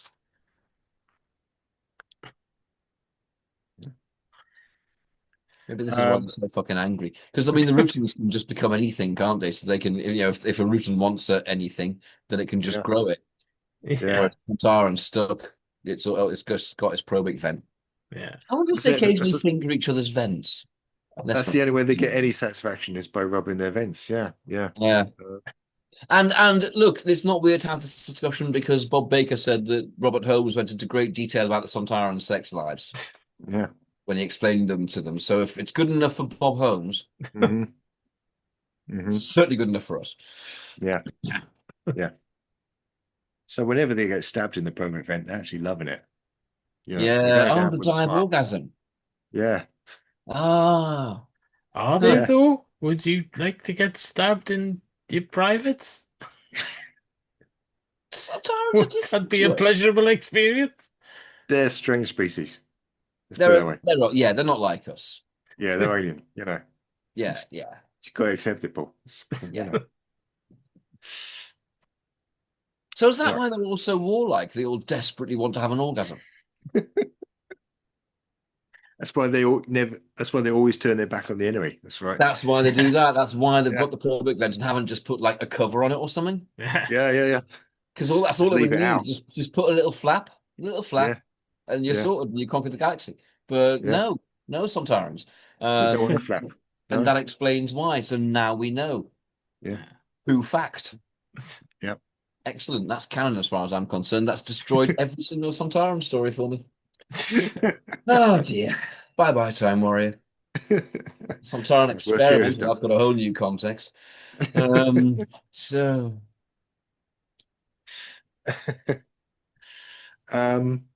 yeah. So basically, Cassini makes Jodie return the Bribe nebulizer and then test the capsule on Yaz, which is fine. And then the doctors and Yaz are chained to a pillar while Lee is taken away to be lunch. Cooked, yes. So we get quite a nice scene with the doctors working together to get the keys. Yeah. And then basically they only get time for Jodie to free herself. Yeah. And she manages to get upstairs where Shockeye is tenderizing Lee. And then again, we get a slight problematic scene because in the original version, Colin gets stabbed and he's bleeding everywhere. And Shocker chases him off into the grounds. But it's really significant bit of plot because Giacini's licking up the blood, and that's when the scales fall from his eyes. Yeah. So we have to have it. So the Doctor gets wounded in some way. Jodie gets, there's blood. We could perhaps get away with it if it's a kitchen implement being used in the context of a kitchen kind of thing. I think actually we could get away with a lot with Shockeye's weapon if we just give him this bolus or whatever. Yeah. It's had all the way through. Maybe it's just a traditional Androgen weapon and she's got one as well. Yeah, if it's not a knife, if it's not imitable. Yeah, exactly. We'll make it an alien thing. Imitatable. Yeah. Yeah, it's not the blood that's the problem, it's the knife. Yeah. So, so we just have her nicked in some other way. However, what follows after that is a problem. Oh. David Threlfall licking blood off the pavement? I don't see why. No, I mean the Doctor killing Shockeye. I don't mind that. I don't mind it with Colin. I can't see it with Jodie. I would love to see it with Jodie because Jodie's the Doctor, and the Doctor has to do things like that sometimes. I think it'd be really powerful. Yeah. The problem with Jodie's the only Doctor I can't see doing it because she's so pacifistic. There's that Dalek episode where she refuses to kill the Dalek. Jodie never kills anything, I think. So that's how we're doing it. Let's make it a life and death situation. Which it is, Which it is. So, ultimately the Doctor will kill. The Doctor's a mass murderer. Let's face it, the Doctor has killed thousands and thousands, maybe millions. Well, I mean, this is my criticism of the Whittaker era, is that that changes definitively within that era. It's inconsistent with every other Doctor we've ever seen. I think I have to say in the original, I think that scene works incredibly well. And again, the music really sells it. It has this really harsh music on it. It is, yeah. It's tense. Yeah. It's a great scene. People complain about it, but I think it's great. I don't mind the violence. It's all fantasy. It didn't make me at the age of what year was it? 85? 85. 13-ish, 13, 14. It didn't make me go out and buy cyanide and start poisoning people. That came later. The available cyanide,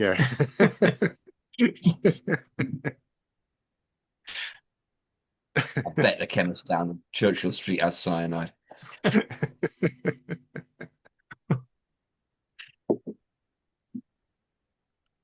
Yeah. I'd have Jodie doing it. Maybe she turns his weapon against him. Yeah. If we can get to a point where she's forced to do it and then really is upset about it afterwards, that would be more in character, maybe.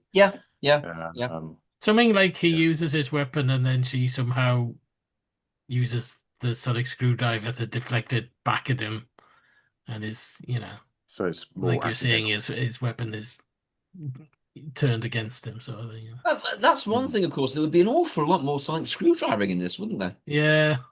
Because we're in the non-screwdriver era in the script, but both McGann and Jodie, Jodie particularly, is going to be waving it all the time. Yeah, constantly. Yeah.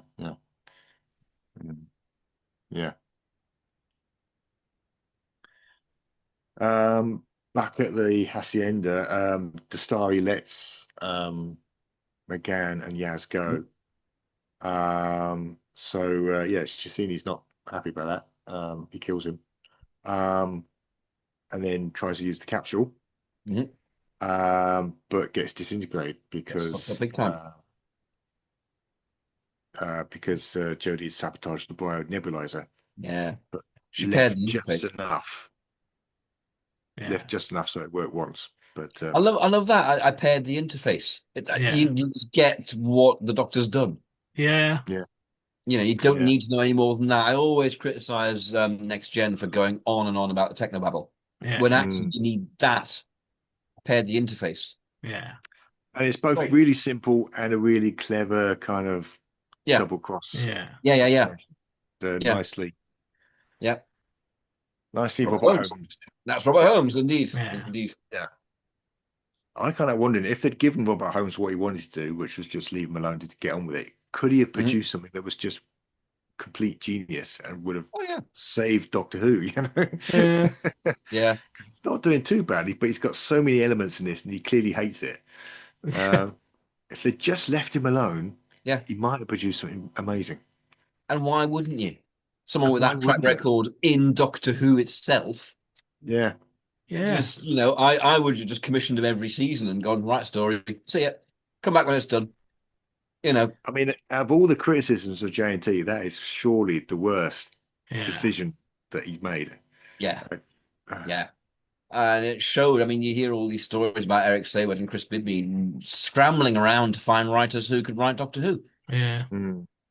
I absolutely. I mean, definitely find new people. But if I was a script editor, I'd also be commissioning Terence and Bob Holmes probably once a season because I know I'm going to get a reliable story that isn't going to cause me any problems, so I can fix the other ones. You'd absolutely rely on experience. He was not hot on scripts, was he? Yeah. I mean, that was absolutely his weakness and casting that.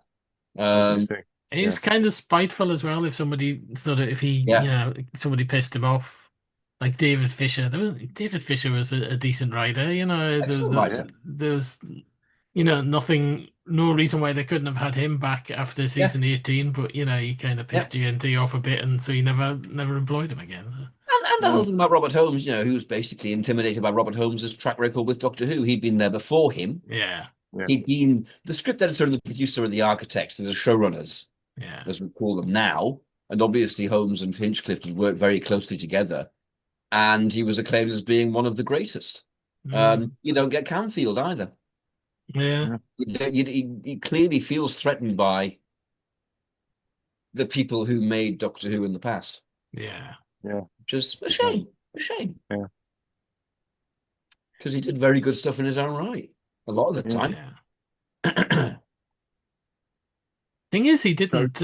Bob Holmes, so in the 80s, which is the tail end of his career, there was no sign that that he was losing his touch. He wrote Caves in that era. He wrote Orbit for Blake 7 in that era. He was turning out fantastic stuff at the end of his career. He's doing tons of Bergerac and things like that. He's always working. You always see his name on stuff until he dies. Yeah. He was a full-on television writer. Yeah, I mean, he wasn't that old, really, was he? So he was still working, So we got to the end of the story anyway. They have some banter. Great bants. And then McGann recalls his TARDIS. Yeah. The Staten Island remote control. Sorry. And we finished on Jodie deciding to become a vegetarian. And that's the two doctors. Are they going to go in? I think they'll go in. I think they'll go into McGann's TARDIS. I think Jodie and Yaz will be invited in for a quick look-see. I always like this one. Exactly. And they'll have a little moment about Ulysses and the horse. Just the doctors together. McGann going, will I ever find him? And Jodie going, not saying bye.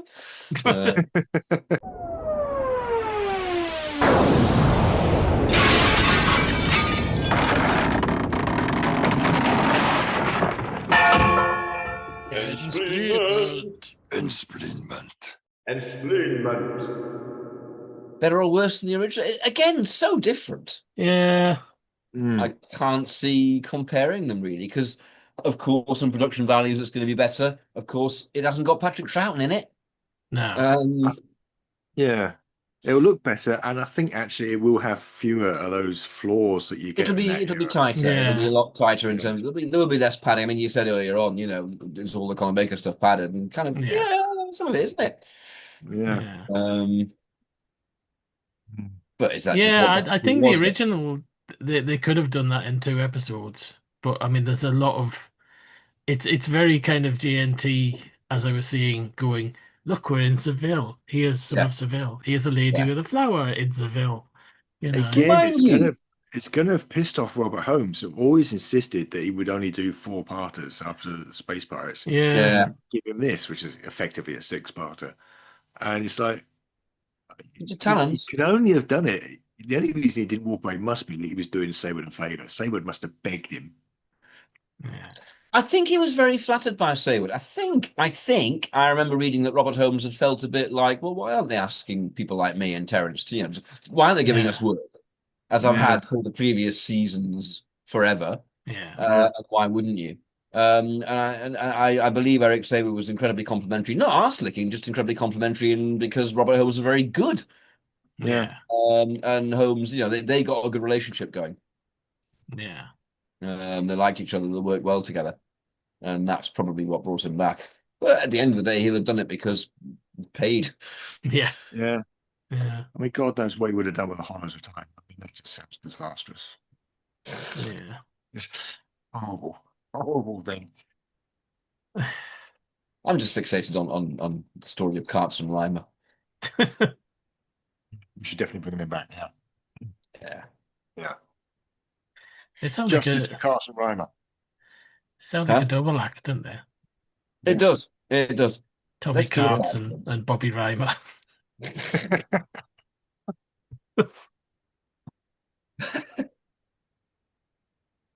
Bobby Reimer went to sea, saying pickles on his knee, etc. Yeah. So is it better or worse then? Sorry.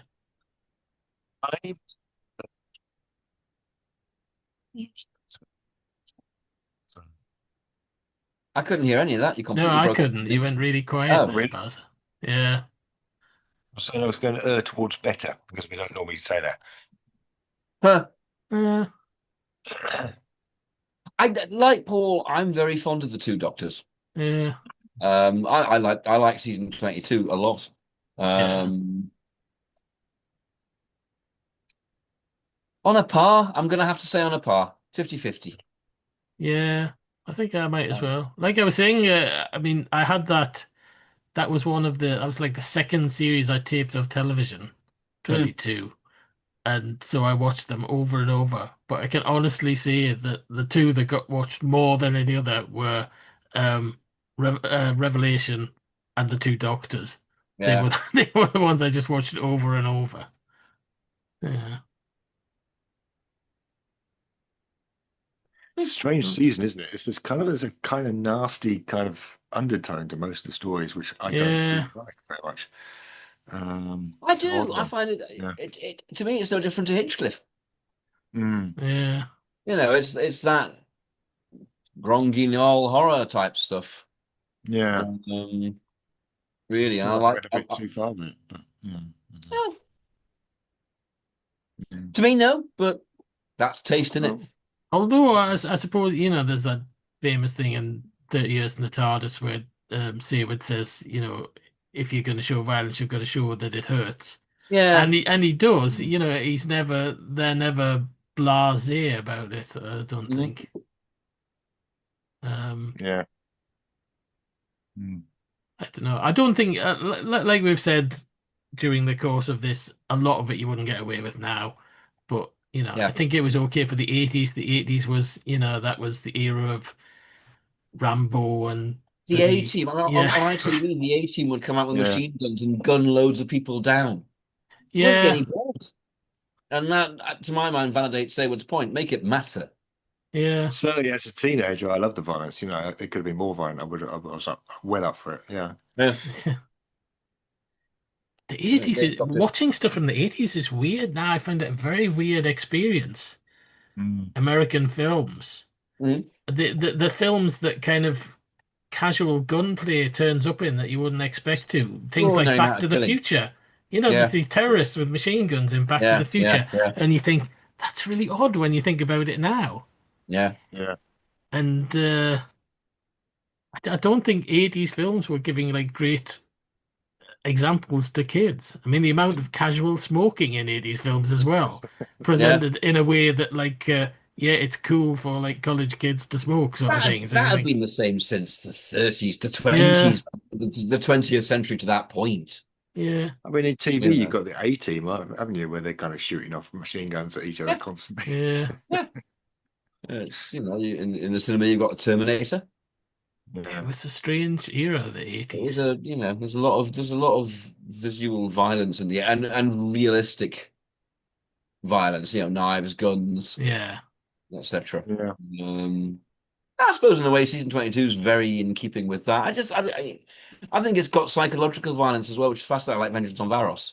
Yeah, You know, there's no knifing and blood and stuff in that, but there's all stuff. I like season 22. Yeah, I like the Sixth Doctor.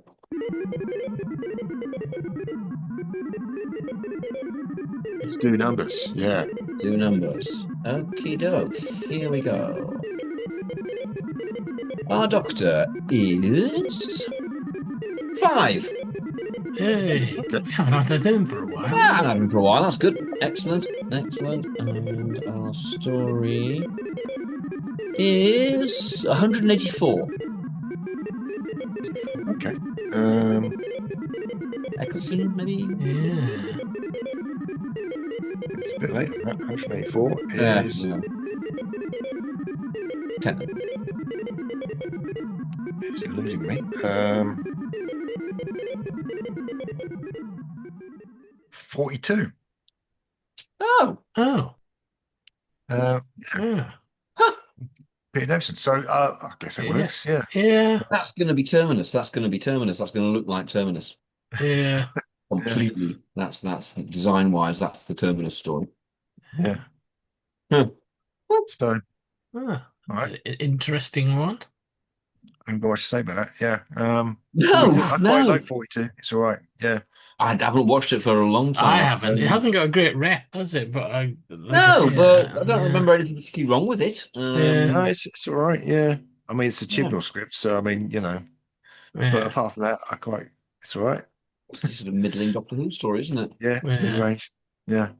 Well, the only thing I seem to remember about it is it's supposed to be set in a kind of spaceship or space station or whatever, and it really looks like it's set in a disused paper mill, which is where it was actually filmed. It really does. It absolutely does. Yeah. It looks like a factory. Yes. It won't in this. It'll look like a BBC studio. It'll look like Terminus. Yeah. Which possibly means all the people will be walking around with like massive perspex helmets, bubble helmets on, and big 80s hair. Yeah, the way it should be. The way it should be, and spandex. Yeah. So, well, viewer, thank you for joining us for show 100, and thank you for sticking with us till show 100. Yeah. I've been Rupert Booth. That over there is Barry Williams. Bye-bye. And that there is Paul Ferry. Bye-bye. And Paul said we didn't need to do an outro. So you, Paul. Who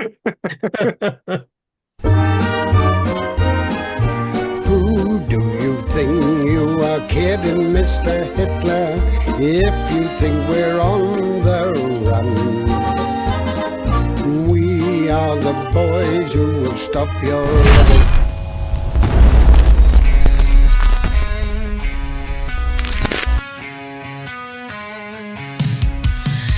62 years of Doctor Who, searching all around for something new.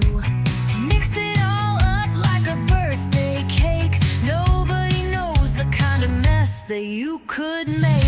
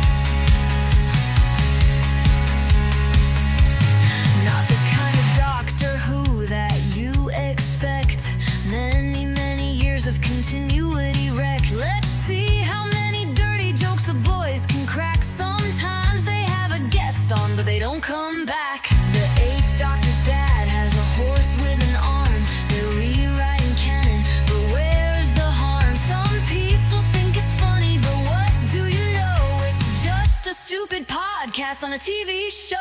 Do the time ram, crash wham bam. Do the time ram, if you like glam. Do the time ram, yeah, hot damn. Do the time ram, do the time ram.